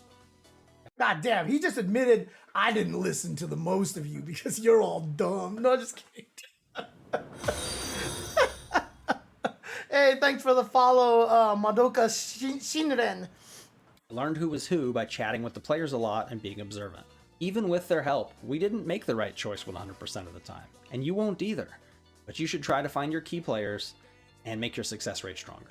Yeah, there's always this concept of like when people tell you something like that and they have, motives, like they play certain characters and stuff, listen to what they say and extract the truth out of it. Like, I mean, like you're squeezing blood from a stone, right? Like that's the phrase, right? But like sometimes, as stupid as some of the suggestions they give, it's just like a freaking rock that they're just throwing at you or something like that. Sometimes there is a little bit of juice in there that you can extract, right? Listen to what they say and try to parse what it is that they're actually complaining about. And when you do that, even players that make bad suggestions can be helpful. And if you know the kind of person they are, you can always approach their advice with that kind of vision. And it helps. It makes a big difference. As you get information from telemetry and player sentiment reports, filter it and test against it rigorously. Yep. It's critical that you do not knee-jerk react to the things you hear, and it can be extremely difficult not to when influencer groupthink pressure campaigns arrive at your doorstep. You need to deploy changes quickly enough to minimize frustration, but you need to be measured enough to know when a problem is being overblown or a solution that works for your game has not yet been found. As an example, in Killer Instinct and Rumbleverse, I found that an average of 3 to 4 weeks worked for non-catastrophic issues based on those games' audiences and goals. Wait, what did he say? Or a solution that works for your game has not yet been found. As an example, in Killer Instinct and Rumbleverse, I found that an average of 3 to 4 weeks work. Instinct and Rumbleverse, I found that an average of 3 to 4 weeks worked for non-catastrophic issues based on those games' audiences and goals. For catastrophic issues, every day counts, and you need to get those fixes out in 2 to 3 days if possible, while communicating often with the community. In most phases of game dev, there's a mountain of work to do and not enough time to do it all. Yep. So how do you prioritize your work and attention? During development, before you even have players, you need to spend time and energy on features that will let you deploy quick game tuning changes without full and expensive title updates. These hotfix systems could literally save your game's life. Yeah, so a good example of this, and I know Keits is, I don't know if he'll talk about it here, but he, like, if I made a fighting game, for example, I would try to code it in a way that it's easy to adjust characters' hitboxes and hurt boxes and all this stuff like that. You want to make it easy to adjust the frame data for the characters. You want to make it easy to adjust the damage and stuff like that, right? You want to design the game so that changes can be made easily. So lots of things need to be properties that you can just turn on and off. Can this cancel into a special move? Boolean, true or false. That's it. Like and you have a data, like a table, like you have an area that just has this information for like everybody's moves, etc., etc. You need to create it in a way that it is very malleable. So it's pseudo restream. It's a reaction video, Art Christel. I'm just reacting to, I'm watching Keats' video and talking about it, but it is live. But me is live. Me is live. Once your game is out, stay alert for mega frustrators. Things in the game that are so far out of bounds that players won't tolerate them until your next major patch. Use your hotfix system and nuke these from orbit. There's a lot of competition for players' attention, so don't give them an excuse to quit and play something else. I talk about this all the time, man. There are a million games on your mobile devices and so many other really fun video games. That's why it's so different when people talk about fighting games. Before in fighting games, we did this and people were, because fighting games didn't have that much competition, honestly. Like there were a lot of games back then compared to now. Oh boy, Oh boy. Not even close. Not even close. Early on in Rumbleverse, players discovered a bug when double bouncing using a stop sign weapon that allowed them to safely drop a city block-sized instant kill damage zone with 0 counterplay. Our next patch was 5 weeks away, and our user base would have shrunk to near nothing in mere days if we had been unable to fix this issue. Thanks to our hotfix system, we were able to get a fix deployed to players in a few days instead of the 5 weeks it would have taken if we had to wait for our next major patch. Wait, should we consider changing the YouTube stream titles to co-stream? I mean, the YouTube title, is it not changed? Does it not say it was Tuesday, the future of Tekken, blah, blah, blah, blah? What does the YouTube title say right now? Because some people I saw a couple of people asking questions about this being a restream, and now I'm just wondering, did the title not change? Oh, it does? Okay, then I'm not sure what's going on. Okay. Okay. Because, yeah, weirdly enough, that's the second time. Oh, the thumbnail threw me off. Got it. Okay. Been unable to fix this issue. Thanks to our hotfix system, we were able to get a fix deployed to players in a few days instead of the 5 weeks it would have taken if we had to wait for our next major patch, ensuring that most of the frustrated players retained. Nailing this built trust between us and the players, so that if something like that ever happened again, they'd help calm each other down knowing that we'd likely fix it quickly. There are, of course, some common mistakes to avoid when tuning. You should avoid focusing on individual character versus character or team comp versus team comp matchup tuning. Yeah, people are always like, oh, just do this, because, I mean, the story that I always got mad at was, I had given Serlin a suggestion to, like, fix something in HDR, and he was like, go ask, like, I was like, just make Balrog play like this. And he was like, go ask the Balrog players. And so I go ask them, and all the Balrog players are like, nah, I don't think I would like that. And I was like, okay, that's fair. And then, like, Jason Cole made a suggestion to nerf Cammy on something, and he was like, because Cammy only uses this move against Dhalsim. And I use that move, like, on every freaking matchup, dude. Like, so, like, I had a move nerfed on me for no goddamn reason because he just focused on the one matchup. And Serlin didn't tell Cole to go ask the Cammy players, by the way. Anyways. Conceptually, these things are big buckets of variables, and it's way too easy to get lost and cause unexpected knockdown effects in other areas of your game if you take on something so broad. You should instead spend time on much smaller and clearer details, which I'll discuss in this section. You also need to avoid overreacting or reacting too quickly if the severity of the issue isn't high. Judge severity by the level of frustration it seems to be causing. Validate it yourself by playing against it and see how pissed off you get. So after all that, what exactly is my method? First,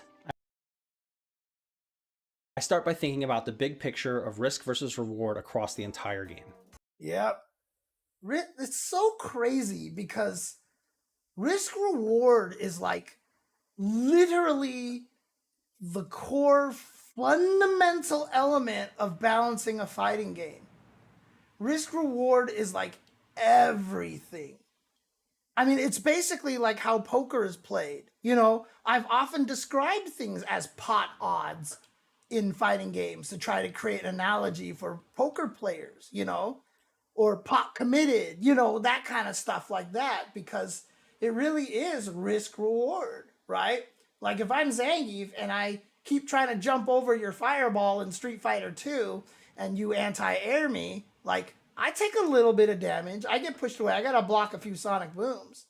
But if I ever actually successfully jump over a fireball and just spinning pile drive you, if I got anti-aired 3 times and then I SPD you, I might potentially do more damage to you in those old Street Fighter 2 games, right? So like the risk and the reward is balanced that way, right? So like it's easy to hit me out of the air, and like maybe I shouldn't jump that often, but if I get hit, I don't lose a lot. The risk is low. But if I'm right, the reward is high, right? So much of fighting games is that. Even not just in balance, But in strategy, when you play, like I just described with the Zangief thing, so a lot of times players, when they play fighting games, they don't understand the risk and reward, so they don't go for certain things because they don't understand that even though the opponent countered it, it's fine. I talked about that drive rush situation where Jury drive rushes at you like 4 times in a row, right? Those are the smart juries who have understood the difference of risk and reward. She drive rush, you hit her, and she's like, whatever, tries it again. You hit her, whatever, tries again. Like, they understand. They studied the risk and reward. They understand the risk and the reward. A lot of people don't understand that, so when they play fighting games, if they get checked a couple of times, they're like, well, this doesn't work, it sucks, pointless. But that's not how it works, right? So risk reward is just like such a fundamental building block of fighting games. It's kind of crazy. So many tuning decisions can be more smartly made if you're able to correctly assess both the risk and reward of common actions in the game. I actually wanted to see if I could figure out a way to rebalance Super Turbo. Because I know the new Legacy guy has done it, but he's done it through like modifying like direct, like the direct machine language code or something like that. It's crazy what he did. He like figured out how to do all this stuff. It'll be really interesting just to try as an experiment to see if like, yeah, I am that smart and right all the time, but I don't know. It would take a while for me to learn how to do probably. And, unfortunately, I just probably don't have the time for that. But, if it ever gets to the point where I can, yeah, I think that'd be awesome to do for sure. Any new character or move you put in the game has to match this framework that you've conceptualized. Let's see some basic examples of risk versus reward and assess them. Think about headshots in shooters. If you aim for the body and you miss left or right, you hit the arms. If you miss low, you hit the legs. If you miss high, you might get a headshot. Your risk of missing when aiming for the body is at its lowest, and the reward is usually standard damage. If you aim for the head and you miss low, you hit the body and you get standard damage. But if you miss left, right, or high, you don't hit the target at all and deal no damage. The reward for a headshot is vastly increased damage output if you can land it.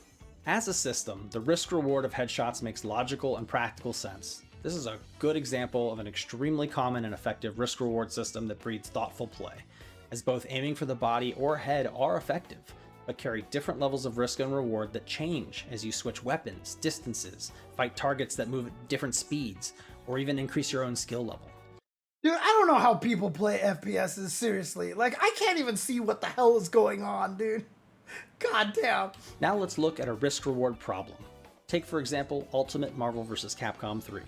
If you use Magneto's heavy attack, which is slower and harder to land to start your combo damage will be high enough to kill even the sturdiest characters in the game.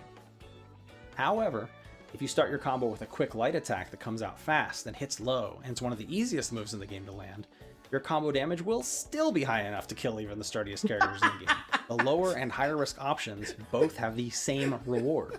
So in this case, skilled players will almost unanimously gravitate towards using low risk attacks since the outcome is the same no matter what. Gravitate, huh? Gravity squeeze! Let's compare that to another game's take on this. In Guilty Gear Strive, using a quick punch or kick attack has less combo options and scales the combo's damage and hit stun duration more harshly. Using a slower slash or heavy slash attack gives you the highest damage combo starters and lets you combo more generously. The lower risk option here has a lower reward. This gives players a reason to use more of their options in various situations, rather than falling back to the easy and quick ones. The next thing to look out for when hunting risk-reward problems is unjustified inconsistency. Let's check out Killer Instinct. In KI, every character has a 5-frame quick attack, but not every character has the same range or properties on their quickest attack. Not all of them get the same level of reward. Is this a problem? If the designers made these choices randomly, it might very well be. And randomly was definitely how they made fighting games a long time ago. Also, by the way, I definitely wore my KI shirt on purpose. So, what's up, Potato Pixels? Hello. But if you deliberately design weaknesses into the character kits to compensate for their more extreme strengths, which is usually where their identity and fun lie, it could be perfectly okay to have a character whose quickest attack has poor range, Yep. I mean, again, this is like me talking about that my balancing. or one that can't be rapid fire canceled, or one that can only successfully combo into one specific unsafe opener special move. Context is everything. Equality will flatline the playstyles.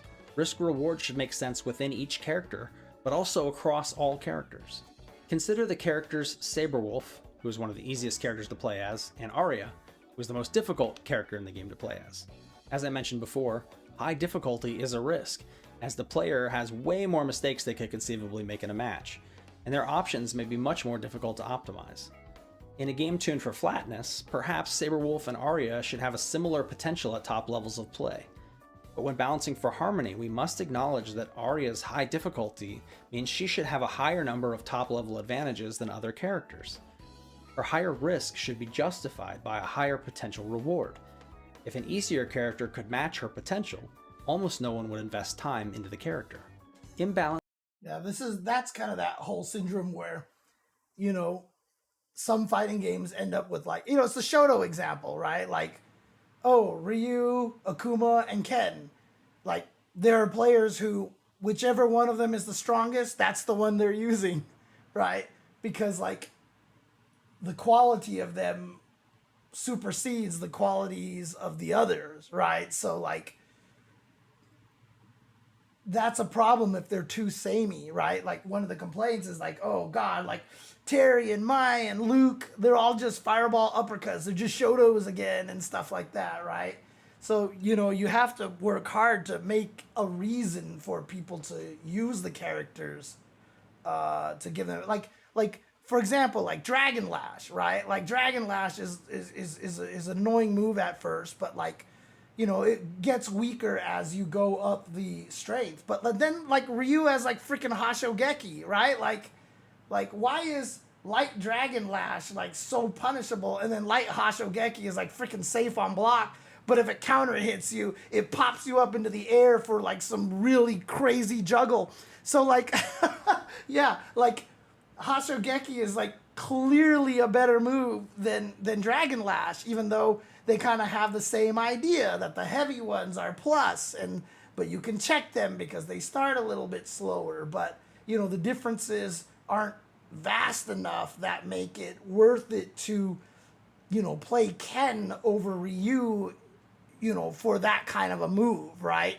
You might do it for other reasons, but, in general, Ken doesn't have enough strengths that are significantly different than Ryu's, I feel like, to make it justified or to convince somebody to, play Ken over Ryu outside of the fact that you just think Ken is cool and Ryu is a square, kind of a thing.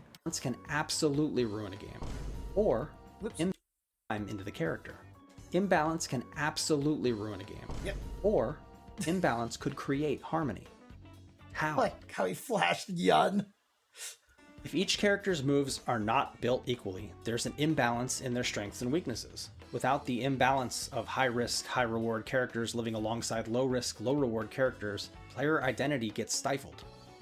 You need to find the right mix. So long as the risk-reward values across your game make sense together, player identities will shine through and create variety and reduce repetitive play patterns. For instance, low or no risk tactics that have high rewards, such as safe jumps in fighting games, can be simultaneously boring for the attacker and very frustrating for the defender.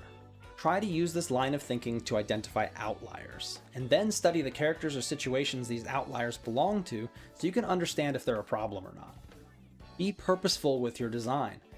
Build in deliberate strengths and weaknesses, and commit to them. Yep. If you design a character, and this is one of the things that makes Mai so strong, is that she doesn't really have any distinct weaknesses. Like I said, to me, her biggest weaknesses are no plus moves, right? No plus normals without drive rush. But that's not a problem because Mai never wants to be right next to you anyway, right? Like, her game is not about, like, being next to you and trying to frame trap you and stuff. She's just going to be in your, like, if she's anywhere near you, she wants to poke you and push you away to, like, be able to set up fans or, be in the range for standing heavy punch to hit. She's not worried about being close. So it's not necessarily a weakness. The other weakness is that she's very drive gauge dependent, but like I said, her defense is too strong. So even if she does OD fan drive rush and you escape the mix up, she loses 3 bars, but it's so easy for her to jump back and just start throwing fans and just being a really annoying keep away character. That shouldn't be true. She should feel it more when she spends her drive gauge, right? So you gotta build the weaknesses into characters. If you try to make it so that characters are always well-rounded, so that players never feel like that they have to suffer a weakness or anything like that, I mean, it's just not the right way to do it. You create homogenization that way, and it's just not fun, you know? A lot of the times when, you know, I want to buff characters and stuff like that, it's not like, oh, give Marisa a cancelable crouching medium kick so she can do crouching medium kick drive rush. Like, I know that's not the point. Like, if you do that, like, she changes completely and she might not be as interesting, you know? Now, don't get me wrong, Marisa still needs some buffs, but like, you want to always do it in a meaningful way and continue to bake weaknesses into characters. Safe jumped on by an avatar. Imagine a huge motorcycle swinging around and distracting you and you get safe jumped. Oh, Jesus. Oh, my God. I mean, I think her light buttons are meh as well because they don't have a lot of range, but they're all very fast. And the other really good thing about her lights is that on counter hit, so interestingly enough, like, because her standing light punch has low range compared to a lot of other light punches, actually kind of helps her because it makes it so that if you get a counter hit with standing light punch, her crouching medium kick is also shorter range than most crouching medium kicks. But because the light punch matches that, whenever you get a counter hit with her light punch, you almost always can combo into crouching medium kick. It like almost never misses unless you're hitting limbs and stuff like that. So they're still really strong. Her lights are really strong. They just don't have any range. She doesn't have a good like standing light kick like a Cammy does, you know, that kind of a thing. But she's still good. Like, the lights are still good. This is not scientific. The developer responsible for game tuning is going to need a strong vision, a clear understanding of their target audience. Know who you are making the game for. Know who your audience is. I keep saying this, and I know this was such a big topic in my critique of 2XKO because I do feel like there's a lot of that game that doesn't, like, not that they don't know who their audience is, it's just that there are like a bunch of different groups who want the audience to be different people. And so there's a little bit of confliction there, conflicting thoughts there. So that's the main thing. But, you know, you want to know who you are making your fighting game for, because not everybody's going to like your fighting game. And the ability to step back and try to feel all of this from a distance and see the big picture. The next thing you need to stay on top of is frustration. The opposite of frustration is fun.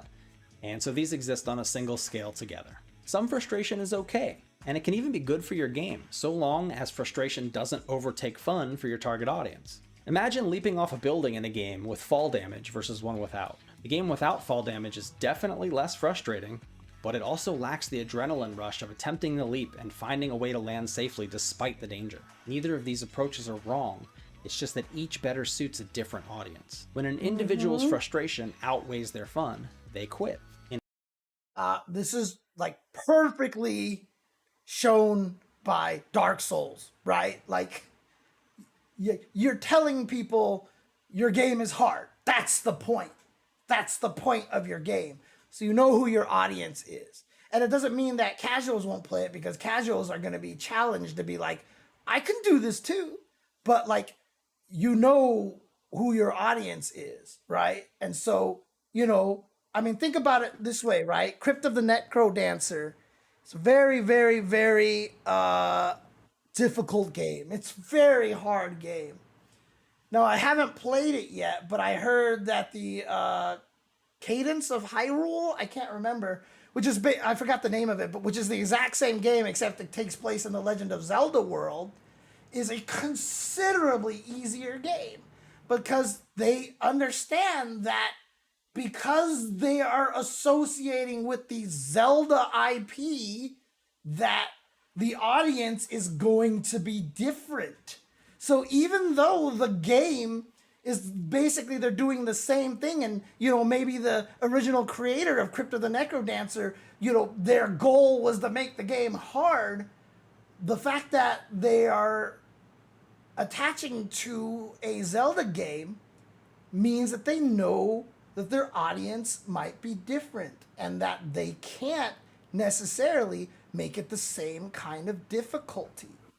And so this is the thing that I said about 2XKO. By nature of being a League of Legends game, that kind of determines your audience a little bit. And a lot of the game design decisions I feel like are in conflict with that. That's been my critique. But I'm not going to I have a whole video on that, so you can watch that, so I'm not going to get into it too much. In a single-player game, this part's really easy. In Zelda Breath of the Wild, the fun is in exploring and traversing this massive, handcrafted world, solving puzzles, getting into battles, and then you have to interact with the very frustrating menus to cook food and manage your inventory, and then all of your weapons break. Some parts of the game are fun, and some parts are frustrating. They pull on each other within me to help me decide if I should keep playing or quit. So let's explain the fun-frustration scale a bit better. It weighs my own personal fun versus my own personal frustration. This scale represents me, not the game itself. This scale is not about truth, it's about my relationship with the game. If the fun side weighs more, I keep playing. I'll place weights that represent my personal enjoyment from exploration, puzzles, and combat on the left side. The fun side of the scale is heavier now, and so it moves down. Fun weighs more. And now I'll place weights that represent my own personal frustration from having to cook or navigate menus, or when my weapons break. Maybe the weight of your personal frustration from, say, weapons breaking is less than mine, and that would be reflected on your own personal version of this scale. As you can see, the total weight of my fun in Breath of the Wild is heavier than the total weight of my frustrations. If we make the cooking interface a little better, the weight of my total frustration lowers, but the weight of my fun doesn't increase, because improving the cooking interface doesn't improve the exploration, even though it does improve my overall relationship with the game. Remember, the lower side of the scale is the one that's winning out. Even in competitive games, some frustration is totally unrelated to gameplay aspects of the product. Like if it takes you 3 minutes to simply log into the game and another 8 minutes to find a match. But on the gameplay side of competitive games, this concept is a series of landmines, because it is extremely common that one player's fun is exactly the other player's frustration. The more fun you let a player have, the more frustrated their opponent on the receiving end of that fun is likely to be. And again, I've always said one of the main goals of fighting games is to make sure your opponent doesn't have fun. That's just how it is. Like, that's how you have to view it. Unfortunately, that's the nature of competitive games. I think we all understand that players quit because frustration overtakes fun. And this obviously happens when the weight of the frustration side of the scale gets heavier. But it can also happen if the weight of the fun side gets lighter. If I make something less frustrating for the victim, it may reduce fun for the attacker. It's very often zero-sum. In this example, this individual's frustration about being hit wasn't very high in the first place, and didn't change when combos got shorter. But because they enjoyed doing long combos so much, the weight of their fun dropped, suddenly causing frustration to outweigh the fun for them. This change may have drastically reduced the frustration for another player and improved their personal scale, while causing this particular player to consider quitting. In the gameplay of competitive games, you generally can't make things universally better for everyone. There will almost always be a give and take. Because of this, you need to communicate heavily with and keep an eye on your community to see frustration trends appearing. And you need to move quickly to test against them to see how valid you believe they are. Some frustrations can be healthy for a game. Remember, this is an ecosystem. I keep using that word all the time, right? I always say, you have to understand how these characters affect the ecosystem of your game. It's kind of where I was coming from when I was saying, I want a game to feel a certain way. It is that ecosystem that I'm trying to maintain. It's very, very important. High highs are rarely possible without low lows. What you need to look out for are mega frustrators, El Fuerte, like I was saying. things that are so annoying to deal with that no matter how fair their risk reward values may seem, that they have to be tuned or you're going to rapidly lose chunks of your audience. We often only make game tuning decisions around risk and reward with top level play in mind. We do this because factually, mid and lower level players are not able to observe the whole of the known game yet and are extremely unlikely to notice the risk reward tuning that we do. So, I mean, this is just going into exactly what I was talking about earlier with like the Zangief situation and stuff. But when tuning against frustration, we need to consider all levels of play. In Killer Instinct, Gargos has a Portal Punch move, a tracking projectile that can start a ranged combo. This move was easier to deal with at higher levels of play. Its risk-reward values mostly made sense, it had counterplay, and it fit the character's kit really well. But at mid to low levels of play, this move became a mega frustrator. The answers to it, while available and plentiful, were not apparent enough at those levels of play, and the move was causing a number of players to threaten to quit. SF is kind of failing at listening to their players and moving fast, no? No, that's actually not true. And in fact, I think the reason why the game hasn't been changed much is because they are listening to their players. This game is wildly popular. Remember, when Ingrid dropped, they hit a new all-time record for concurrent users on Steam. At the end of year 3, they hit a brand new record for concurrent players on Steam. The game is doing great. It's just the pros and the top players who are complaining the most. Like when the people go like, why do they keep adding all these avatar stupid things? No one plays them. Apparently they do, and apparently the avatar clothing items are making a lot of money for them. Otherwise they wouldn't keep making them, right? Costume sales are probably significantly lower than like some of the avatar sales. All avatar, clothing and stuff like that. Like, the game is doing great, dude. The game is doing great. So them not changing it is actually, in my opinion, more that they're listening to their players than not listening to them. They might just not be listening to the top players right now, but the top players are not the majority of their players, unfortunately. We tested against this claim as best as we could and ultimately agreed that this move had crossed the line for that level of play. As a result, we adjusted the move quite a few times to find a spot that still worked for top level play, but was much less frustrating at other levels of play. Even at low levels of play, if a player feels like their opponent can beat them with just one brain-dead tactic, which they'll often call spam, they'll frustrate out of the game. Importantly, there is a limit to how weak we were willing to make this move. After a certain point, we had to let the community know that we were not taking the move out of the game, and that if they were struggling to deal with this version of the move, they'd need to practice. Our goal isn't to solve the problem for everyone, but to reach a compromise that still might ask some players to overcome their frustrations. If you show your community that you're listening and they believe in you, they will invest effort on their side more readily to overcome challenges and minor frustrations, meeting you in the middle. That means sometimes, yes, asking players to learn or practice is a part of the bargain.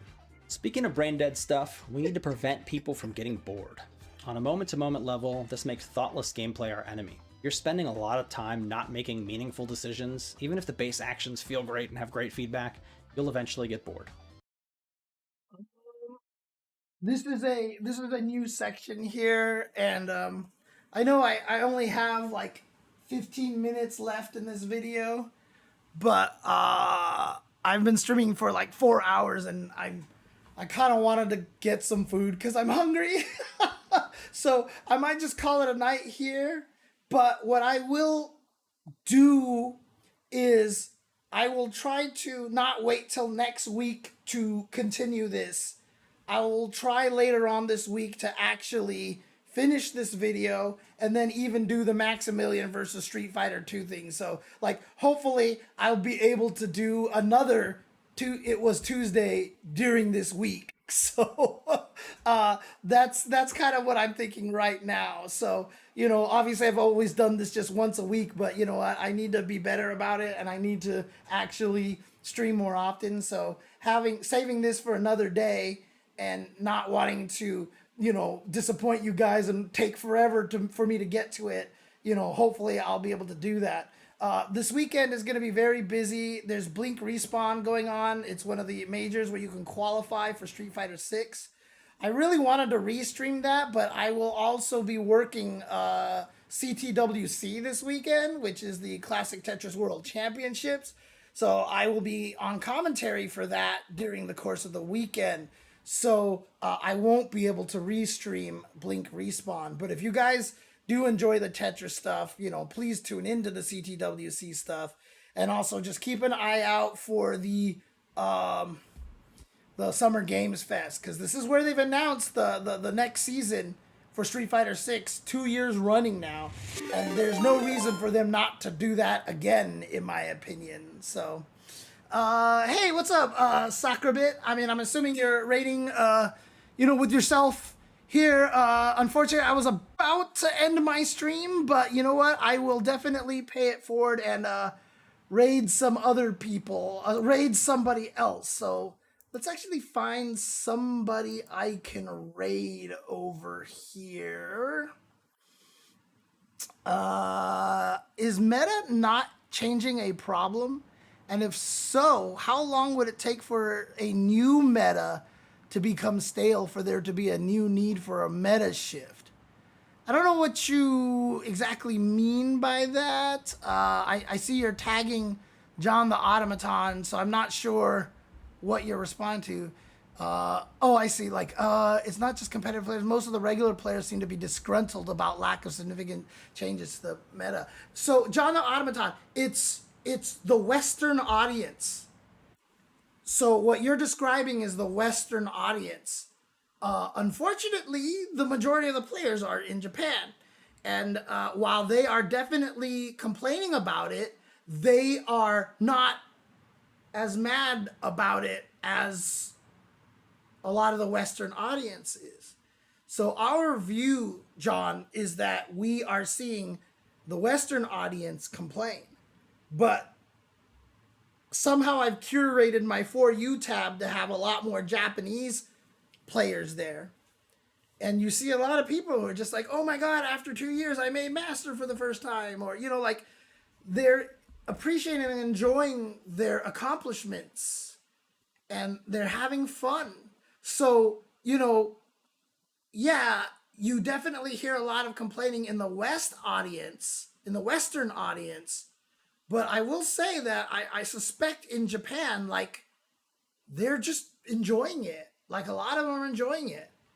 I mean, like I said, the fact that they broke a new record for concurrence at the end of year 3 is a massive, massive tell, right? Obviously, Steam concurrence is a dumb metric. But regardless, I don't think any game getting a new record at the end of year 3, it's hard to spin that as that's not valid. Who cares? I think it really is kind of important. So we always have to keep that in mind. And again, when you balance and when you change things, you always have to remember, like Keits was saying, you have to remember the whole big picture and stuff. So it's very, very interesting. It was Sonia Belasova. She called herself Player Piano. Player Piano. Her name is Sonia Belasova. She is also currently the person who was writing all the soundtrack for the Witcher series on Netflix. And she is currently the one doing the actual soundtrack for the One Piece live action series on Netflix. So she's gotten herself to a point where she is doing some big stuff, which is really cool to see, to be honest with you, because super talented person. And it's nice to see that, she's getting rewarded, for her talents and stuff like that. I think that's super cool. So Okay, let's see here. Actually, you know what? Is there anybody over here that maybe I can raid here? Okay. I'm gonna raid TK Joe Crush because he's streaming Tekken right now, and you know we were talking about Tekken, so I think that's fair if we actually head over to a Tekken streamer. So we'll do that, and then please tell him I said hello. Thank you guys for tuning in. I hope you guys enjoyed this. Hope you guys had fun. I'll see you guys next time, and remember, the day that this podcast graced your ears was the most important day of your life. Gamed on? Well, Nathan totally recognizes the speech. But for me... Me. It was Tuesday.